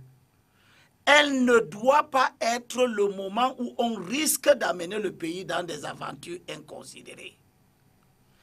Les uns et les autres doivent faire preuve de beaucoup de responsabilités. Le destin des jeunes ne doit pas se trouver entre les mains inexpertes. Le destin des jeunes n'est pas si différent que qu'on peut le faire croire du destin du reste de la nation, qui ne peut pas être un destin qu'on confie à l'aventure. Je termine en leur disant que si vous avez été heureusement inscrit sur les listes électorales, sachez que vous n'êtes pas en train d'aller retirer vos cartes. Pour la seule ville de Douala, des milliers de cartes sont en souffrance. J'étais à 13h dans mon bureau de vote et les camons m'ont demandé de repasser dans 2 semaines. Bon, ça c'est très bien. C'est très bien de le dire. Oui, c'est vraiment très bien de le rappeler. Je rappelle. Mais cela ne vous empêche pas de voter. Des informations. Je termine. Non, je termine. Non, monsieur. Non, je termine en disant que vote avec sa carte si vous êtes allé dans un centre, un bureau, une antenne communale d'Elections Cameroun, et que vous n'avez pas trouvé votre carte, ce qui est un désagrément, vous avez néanmoins constaté des milliers de cartes. Oui, ça par contre, je suis d'accord. Mais je ne parle pas de vous. Non, je parle des milliers de cartes qui sont en souffrance. Que ceux qui ont ces cartes-là J'ai attendu près de 45 minutes, environ 45 minutes, parce qu'il fallait fouiller toutes les autres cartes qui étaient déjà disponibles. Oui. Voilà, donc je concède effectivement qu'il y a des cartes. Voilà, moi c'est ce qui m'intéresse. Que chacun se débrouille, que chacun sorte de la maison, qu'il aille chercher sa carte, parce que les cartes sont en souffrance. Elles sont de toutes sortes. Des cartes de plusieurs années que les gens n'ont pas retirées et celles qui viennent d'être faites. Mais je vous donne aussi un petit coucou quand même. Pourquoi c'est maintenant que vous allez retirer votre carte? Ben, simplement parce qu'on m'a demandé de venir. Mais non, pourquoi vous attendez? Non, je vous le dis. Bon, je ne vous fais pas ce procès. Non, je vous réponds. Je vous réponds. Écoutez, vous ne le gagnerez pas. Vous ne le gagnerez pas. J'étais inscrit à Douala 5e. Oui. Après le déménagement, j'ai demandé un transfert de circonscription électorale. Je suis revenu à Douala 1er. En quel mois? En avril, je crois. Ils m'ont dit revenir en septembre. Mais moi, je peux vous montrer ma carte. J'ai déménagé. Je suis d'accord. J'ai changé mon inscription en juillet. C'est vous. Ah non! Je suis revenu en septembre. On m'a donné rendez-vous dans 2 semaines. J'irai dans 2 semaines. Donc, moi, j'ai mon récépissé. C'est parce que j'ai pas voté. Mais vous savez que vous ne voterez pas avec votre récépissé. J'ai ma CNI aussi. Non, la loi dit que l'électeur, à son entrée dans le bureau de vote, présente sa carte d'électeur. Il doit en outre se faire identifier en présentant sa carte nationale. Et s'il n'a pas de carte d'électeur, comme c'est le cas, s'il arrive que je n'ai pas ma carte, je peux bien voter avec ma carte. Non, c'est pas automatique. Non, la loi dit... ne dites pas ce que la loi ne dit pas. La loi dit que la commission peut. Il faut vous en tenir aux dispositions. Non, c'est bon, Olivier, c'est bon. On y va avec. Yes, Philippe Nanga. On aura le temps de faire là-bas. Looking at the problems which has been posed, do you think they might, in some degree, hamper the electoral process which is ongoing? Alors, non, je crois que je vais revenir d'abord sur la question des jeunes. Non, le destin des jeunes ne peut pas être le même que le destin des adultes. Ça n'est pas vrai. Parce que à un certain âge, quand même, on ne vise pas, n'est-ce pas, les mêmes intérêts que les autres. Donc c'est pour ça que la société est ainsi faite. Il y a les jeunes, il y a les adultes, il y a les personnes du 3e âge qui n'ont pas les mêmes intérêts. Et nous nous intéressons particulièrement aux jeunes parce que ils sont les plus nombreux dans notre société camerounaise et c'est eux qui subissent davantage, n'est-ce pas, les frasques de la gouvernance politique dans notre pays. Donc c'est ça qui nous pousse à nous intéresser à ce public-là. Et c'est pour ça que nous nous réjouissons. Et les chiffres à l'appui, vous pouvez le vérifier auprès de l'ICAM, ces 2 dernières années, les personnes les plus inscrites dans le fichier de l'ICAM, c'est bien les jeunes. Donc ça veut dire qu'il y a un nouvel engouement, n'est-ce pas, des jeunes sur les questions politiques. Maintenant, sur la question de la campagne, les campagnes qui se déroulent aujourd'hui, non, ça n'a rien à voir avec du spectacle. Il faut y aller pour voir. Ça n'a rien à voir avec des gens qui venaient pour dire Pierre doit partir, nous allons gagner, voilà. Non, c'est pas ça, de ça. Les gars, ils viennent et ils vous déroulent un programme. Moi, j'ai été sur le terrain, que ce soit avec Kanto, que ce soit avec Ossi, que ce soit avec Libye. Les mecs, ils vous déroulent un programme. Ils vous déroulent un chapelet de problèmes avec des propositions concrètes. Et les jeunes que j'ai côtoyés, je vous dis, parce que nous, c'est notre boulot, ça, on est avec ces jeunes-là, on les interroge, on côtoie, on essaie de comprendre, n'est-ce pas, le centre d'intérêt, comment ça progresse, et l'appropriation même de la société politique. Et ils étaient attentifs. Et je peux vous garantir que, je ne vais pas citer le nom de ces candidats, mais j'ai vu des jeunes venir me dire, mais monsieur Nanga, mais là, moi j'ai trouvé mon candidat. Je dis, mais comment ça? Mais non, j'avais une mauvaise idée, mais là, le gars, il m'a convaincu. J'ai écouté, il a dit ceci, voilà. Ça, je l'ai suivi.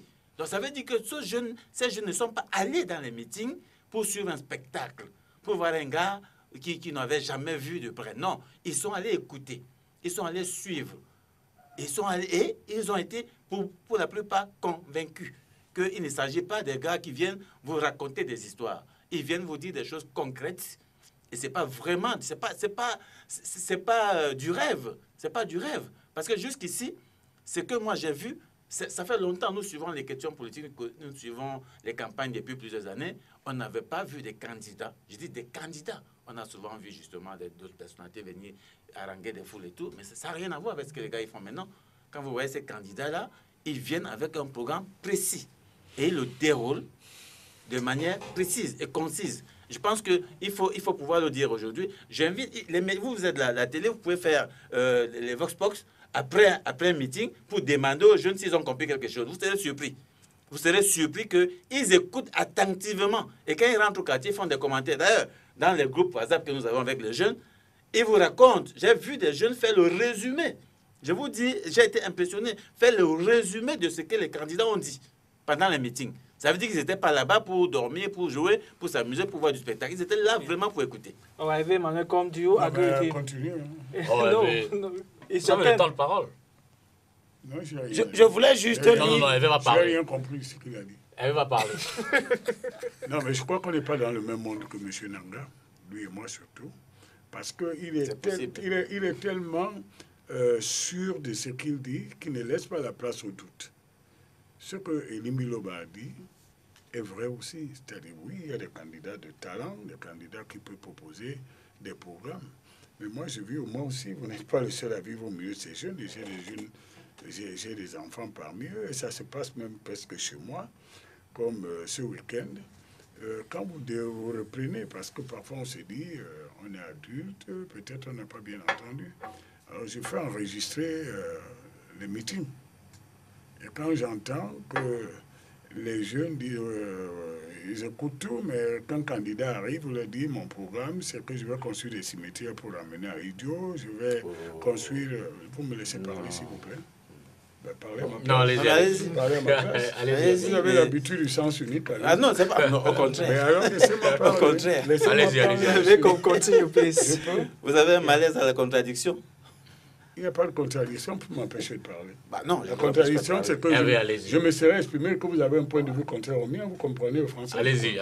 Donc, je dis, quand vous allez dans un meeting et que vous trouvez, vous avez l'enregistrement après et que vous avez... Beaucoup de jeunes n'ont rien compris. Et Abel a raison. Certains ont pris cette occasion comme un moment de défoulement. Et quand je vois des adultes dire que parce qu'on leur fait un chapelet de faits divers dont on peut régler en 2 minutes, que c'est ça la politique, on n'a pas la même conception de la politique. Abel a dit, c'est bien parce que cette campagne a ceci de particulier, c'est qu'elle est un peu réduite à un nombre de candidats.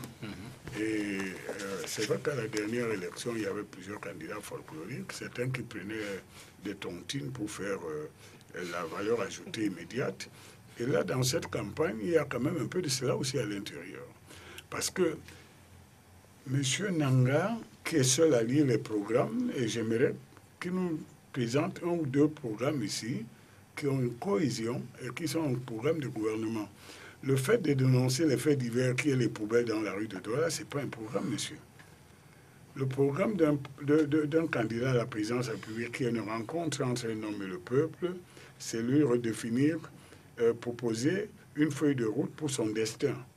Et dans ce destin, il y a des choses qui peuvent faire rêver le peuple, mais il y a aussi des choses qui répondent à des questions prioritaires qui sont d'une importance capitale.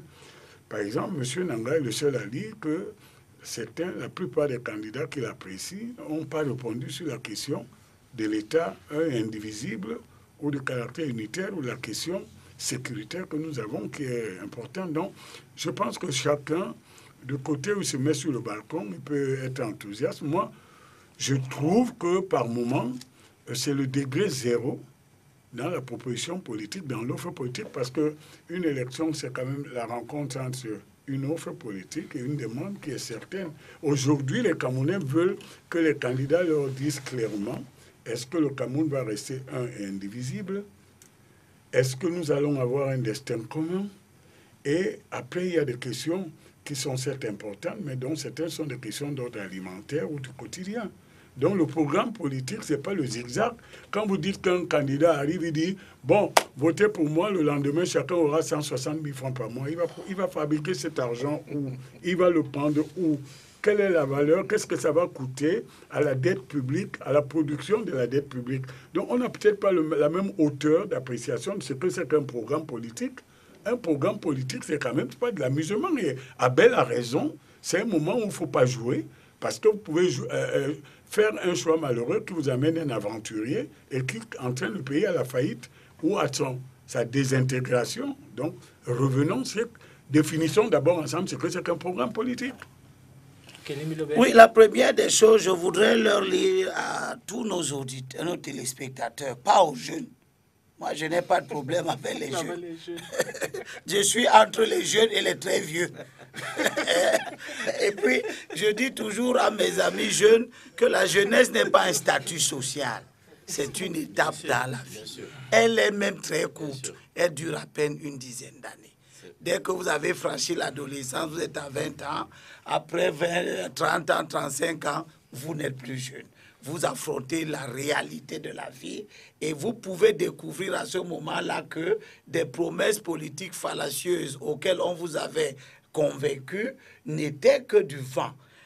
L'article 103 du Code électoral dit « À son entrée dans le bureau de vote, l'électeur doit présenter sa carte électorale. » C'est « doit », impératif catégorique. Il doit, un autre doit encore, en outre, prouver son identité par la présentation de la carte nationale d'identité. Donc, j'exhorte tous les gens qui sont inscrits à aller retirer leur carte d'électeur. Il y a aussi beaucoup de cartes d'identité qui sont en souffrance dans les commissariats de police. Il faut aller les retirer parce que l'un des défis pour lequel je me bats, je crois aussi que Philippe travaille beaucoup là-dessus, c'est que les 2 500 000 électeurs inscrits qui en 2011 ne sont pas venus voter, c'est-à-dire 34,17% du corps électoral, eh bien, qu'ils sortent. Ils ont des choses à dire.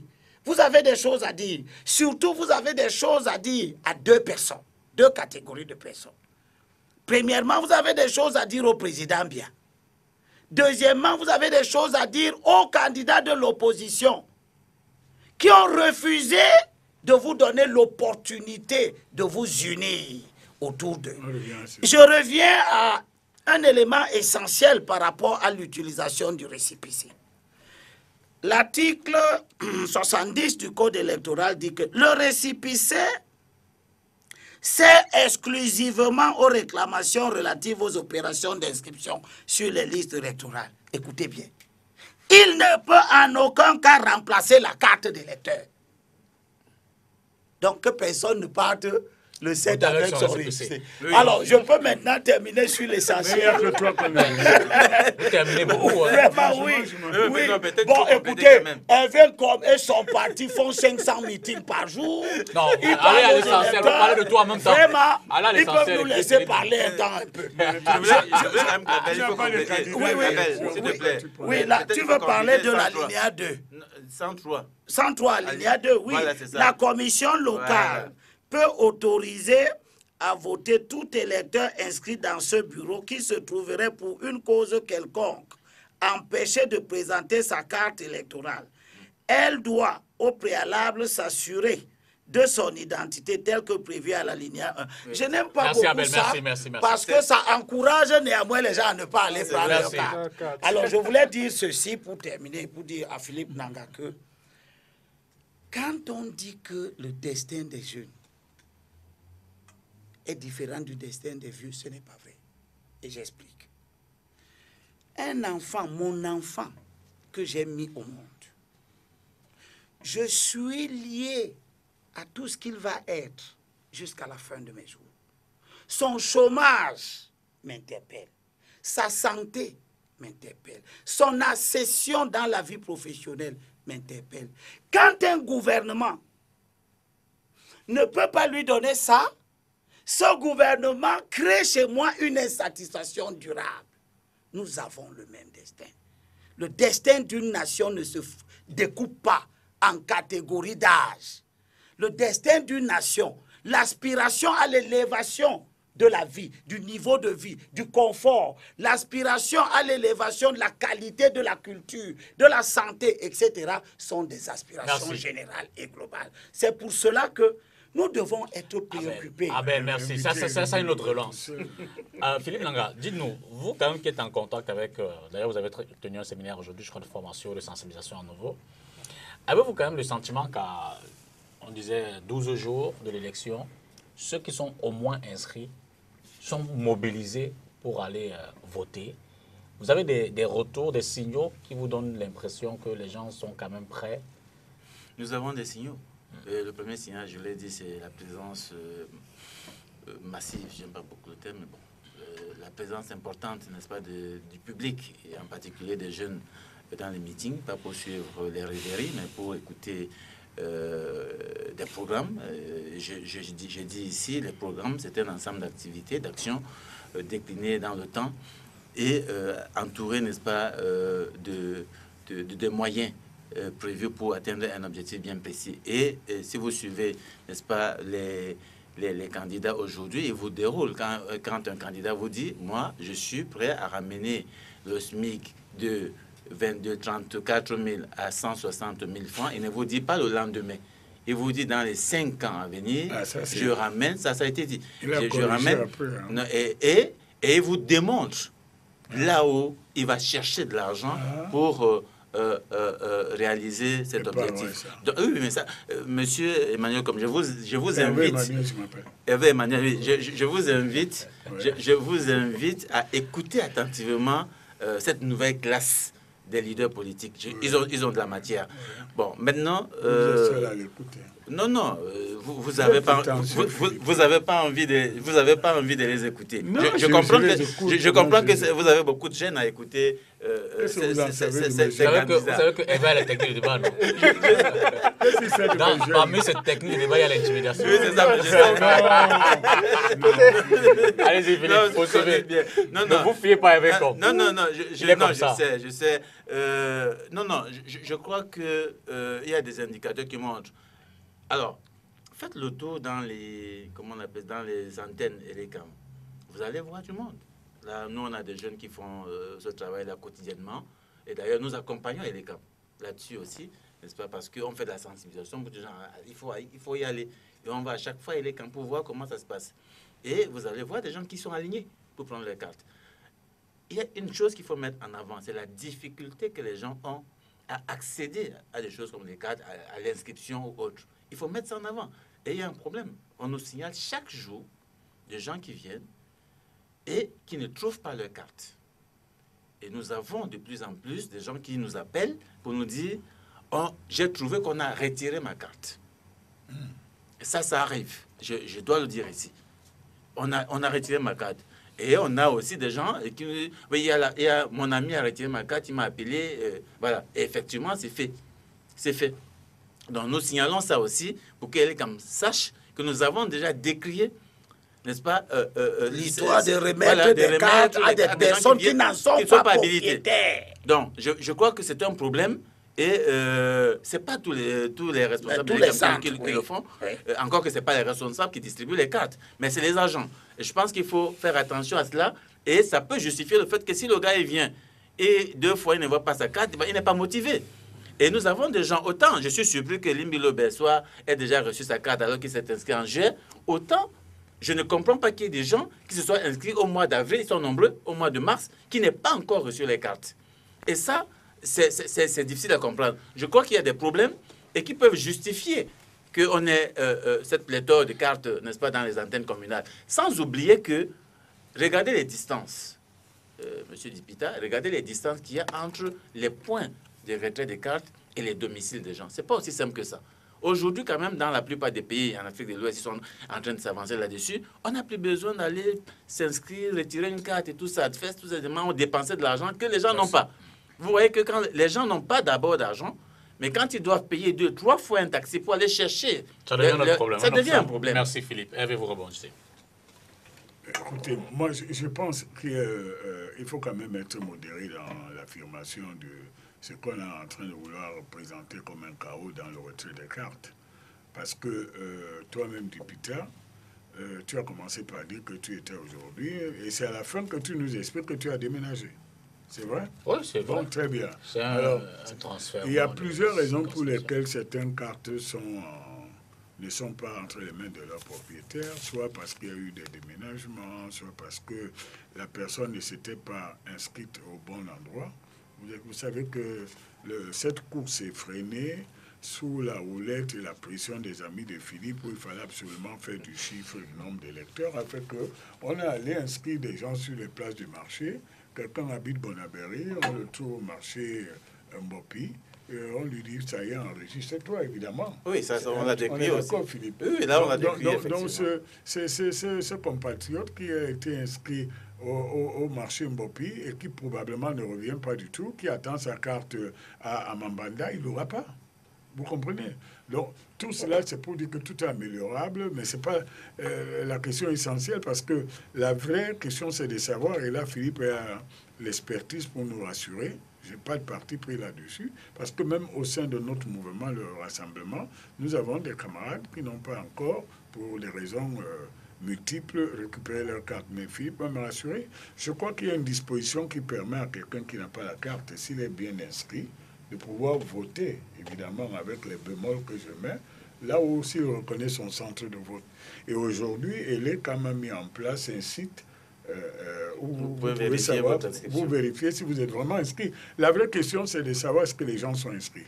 Et c'est vrai que si ces gens sont inscrits, il va falloir qu'on trouve un moyen pour que ces personnes disent où elles se sont fait enregistrer pour avoir la carte d'électeur et qu'à partir de là, elles puissent trouver le moyen de récupérer ou de s'assurer qu'elles sont bien inscrites dans le bureau de vote.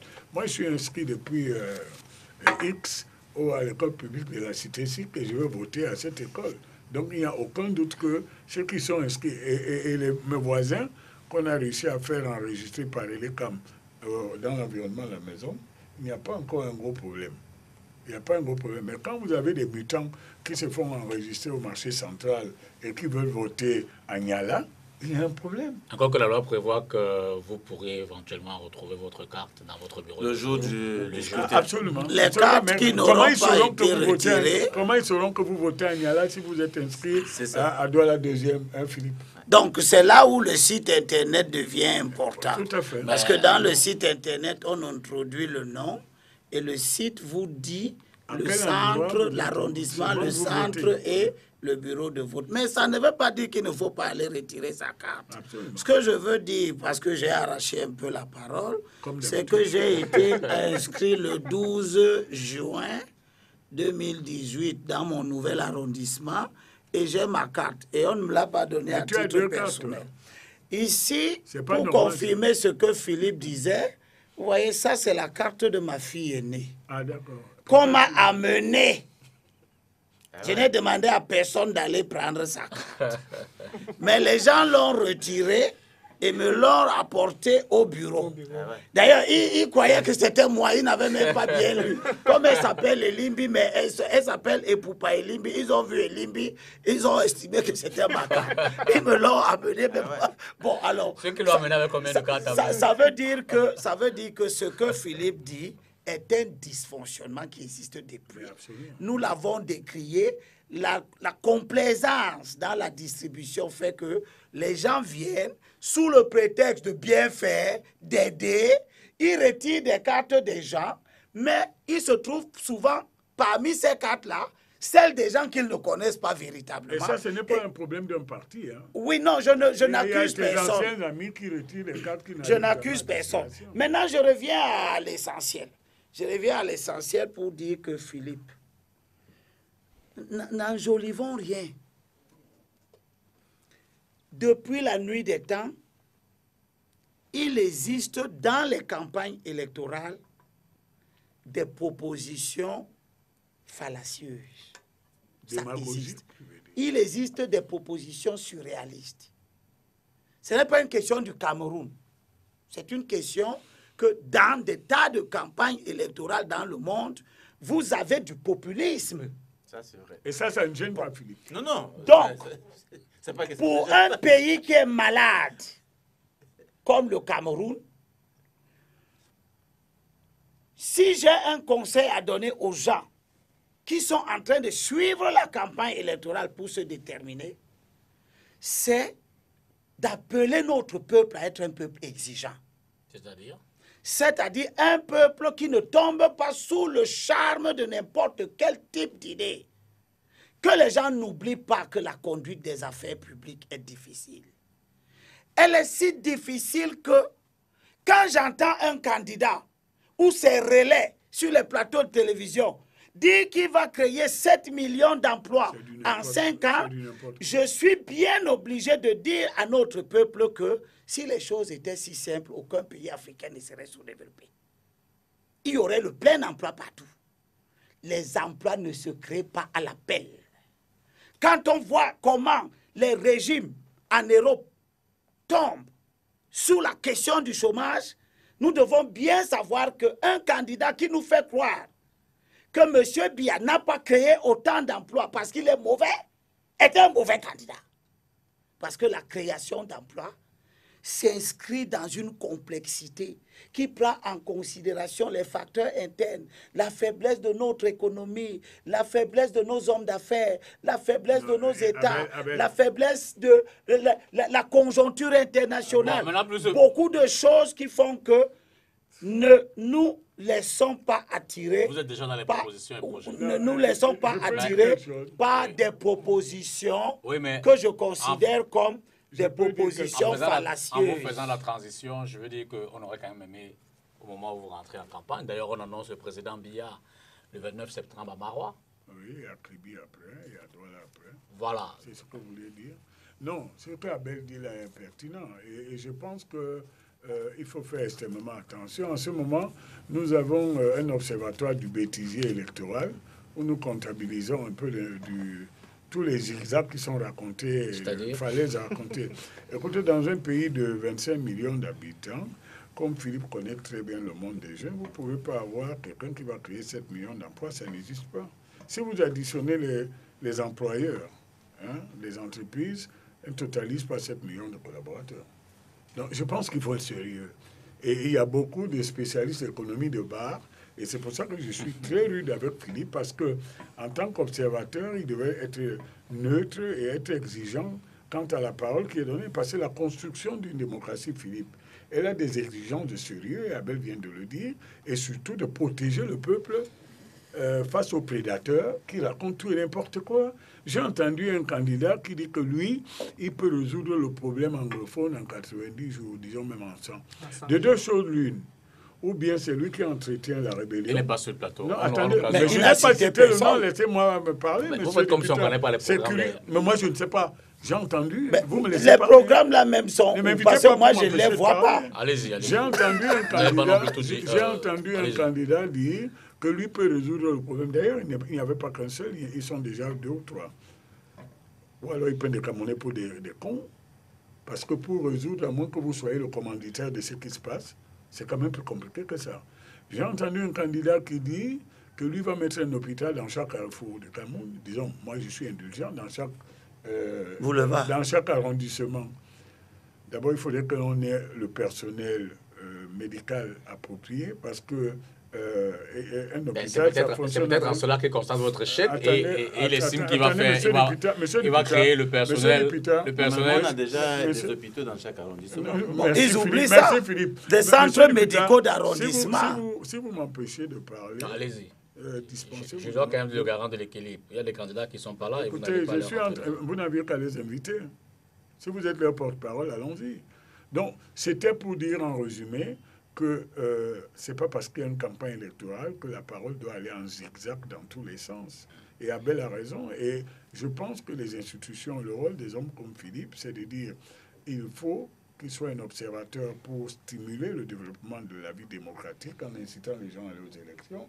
Mais ce n'est pas l'occasion d'un mercato où on dit tout et n'importe quoi, on flatte les jeunes dans le sens de la médiocrité, on leur raconte n'importe quoi et on trompe même le peuple pour, au final, heureusement, je crois que le peuple souverain dans sa majorité ne suivra pas ses voix. Vous avez des candidats qui, si par magie passait, on serait dans un état d'insécurité absolue. Quand un candidat dit que dans son programme, il va fermer le marché central, qu'est-ce que le marché central a fait de mal? Quand un candidat dit qu'il va supprimer tous les pasteurs et les églises alors que lui-même est pasteur, il supprime son propre boulot. C'est du n'importe quoi. Il y a des candidats... Le seul qui dit la vérité, c'est Paul Biya. Il y a donc des candidats qui auraient aussi... Il y a donc des candidats qui auraient donc aussi aimé voir que le vôtre fasse son bilan de transition. Ah ben, faisons-le. Écoute, il y a des procureurs talentueux comme Philippe ici. Il a commencé. Dipita, je fais partie de cette génération, Philippe, et je crois que tu le sais, malgré mon âge avancé, qui n'ont pas peur du débat politique et qui pensent qu'il n'y a aucun sujet tabou. Je vous donne par exemple un sujet que vous évitez, mais qui était le sujet fétiche de Limbi jusqu'à ce qu'il mûrisse un peu. Il parle de l'âge du président. Abordons ce sujet. Moi, je suis fier d'avoir un président qui a de l'expérience, qui a l'âge et qui va nous dispenser des aventures que certains nous proposent. Je suis fier d'un président qui, à la force de son expérience, peut nous faire passer le tournant sécuritaire qui peut mettre en danger notre pays. Alors, parlons d'autres sujets aussi. Vous prenez, prenez le développement institutionnel de ce pays. Philippe parler un peu de développement. Non. Donc vous prenez Philippe, ne dirige pas un parti politique. Il parle non, s'il te plaît, Dipita. Vous prenez la démocratie. C'est moi qui donne la parole. Dipita, tu es mon ami. Laisse-moi te parler 2 minutes. Je vais me taire. Avant que Paul Biya n'arrive aux affaires, il y avait une seule université au Cameroun. Il y en a 8 aujourd'hui. Et nous avons une population... Oui, on aurait pu, vous pouvez construire 1000 aussi. Nous avons une population studiantine. Il a déjà fait combien d'années au pouvoir? Non, je veux simplement savoir. Je peux. 32 ans, 36, divisé par 8, ça fait combien la vitesse de création? Nous avons une population studiantine qui est partie de près de 15 000 étudiants au maxi de l'Université de Yaoundé, à plus de 500 000 étudiants, y compris les institutions... Tout à fait. Merci de le dire, les institutions privées. Nous avons combien de lycées au Cameroun, à Douala? Nous avions combien d'hôpitaux? Je pense donc que le Cameroun a progressé, peut-être pas au rythme de M. Dupita et ses amis, mais il a progressé. Vous êtes aussi mon ami, vous l'avez dit. Je pense que mes amis sont universels. Le Cameroun a aussi progressé dans la misère, dans la corruption. C'est ton droit, Philippe. Dans la malgouvernance. On peut en parler aussi. Oui. Il en souffre, c'est pas un progrès. Moi, j'aime bien dire... Non, Philippe, on peut en parler. Oui, on n'est même pas à côté du paradis. Pire encore. Parce que, mais tu peux changer moi, je suis, moi je suis non.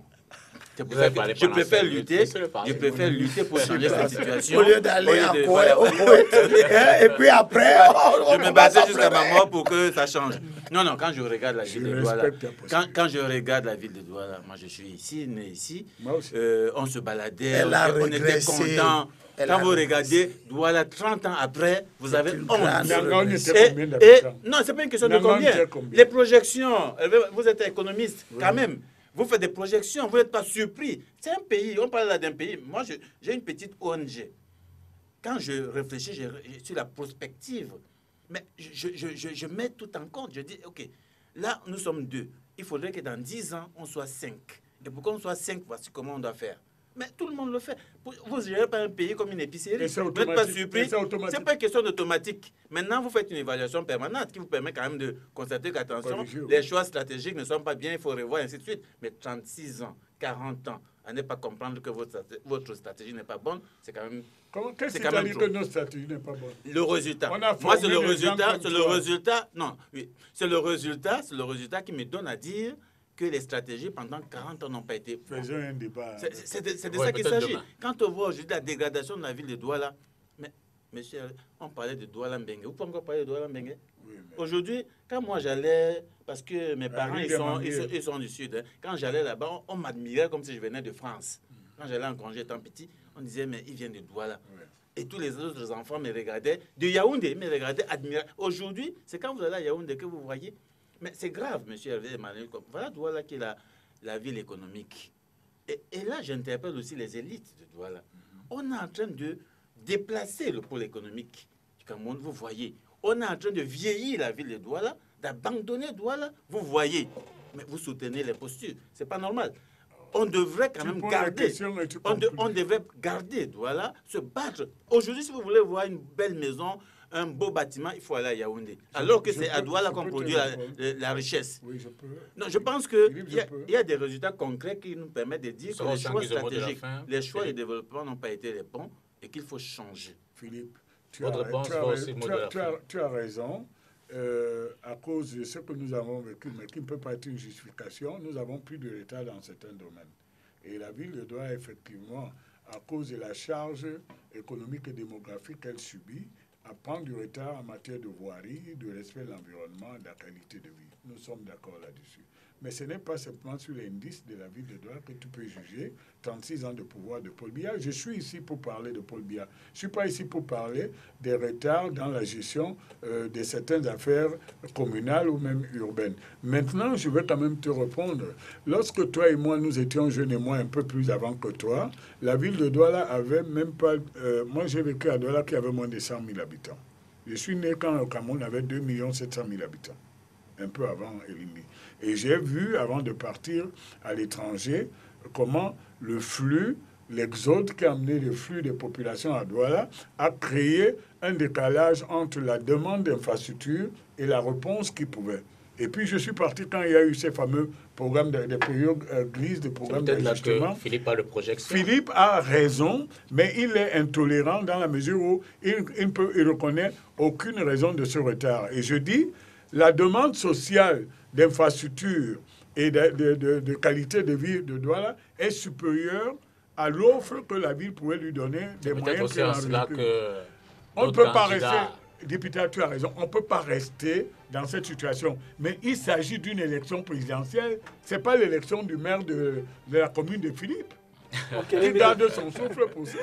Merci, oui, ce que je veux dire à nos électeurs, c'est que j'entends un grand procès sur la forme de l'État.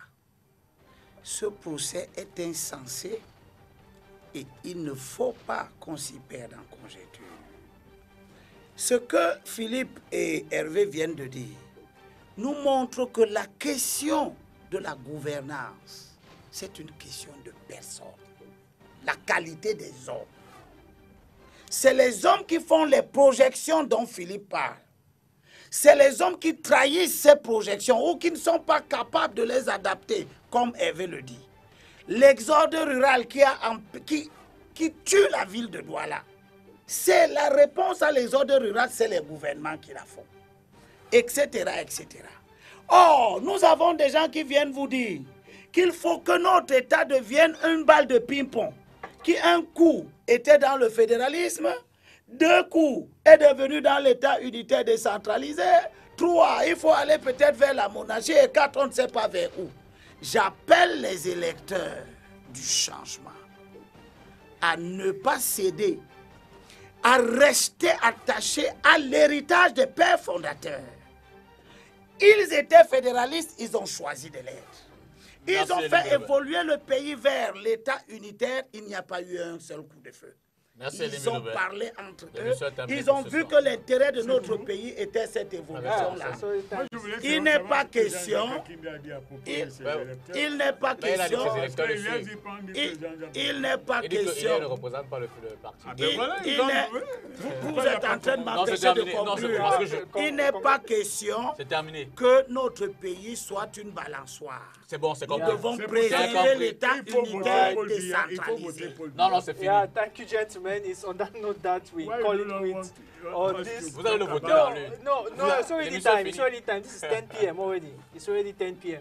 And it's on that note that we'll call it quits on this edition of Destination Today. We thank you very much for your kind attention. Unfortunately, we couldn't have Ignatius Amabo due to some network hitches, but we do hope to have him tomorrow in the course of the program. We invite you to stay tuned to programs on STV. Good night, Peter. Je rappelle que le président Paul Biya va donc descendre sur le terrain de la campagne le 29 septembre prochain par la ville de Maroua. Il avait la confirmé. Ensuite, il ira dans la région du Sud, à Kribi, avant le littoral ici à Douala. Bonsoir et à demain 20h pour une autre édition de Destination Etoudi. Ne changez pas de canal parce que juste derrière, vous aurez la Reine Ganzeux qui fera 24 heures avec. Il s'agira de présenter une journée avec un candidat dans son déploiement. Là, c'est lequel? C'est le même truc à Kérémoula. Mais votre candidat est inaccessible.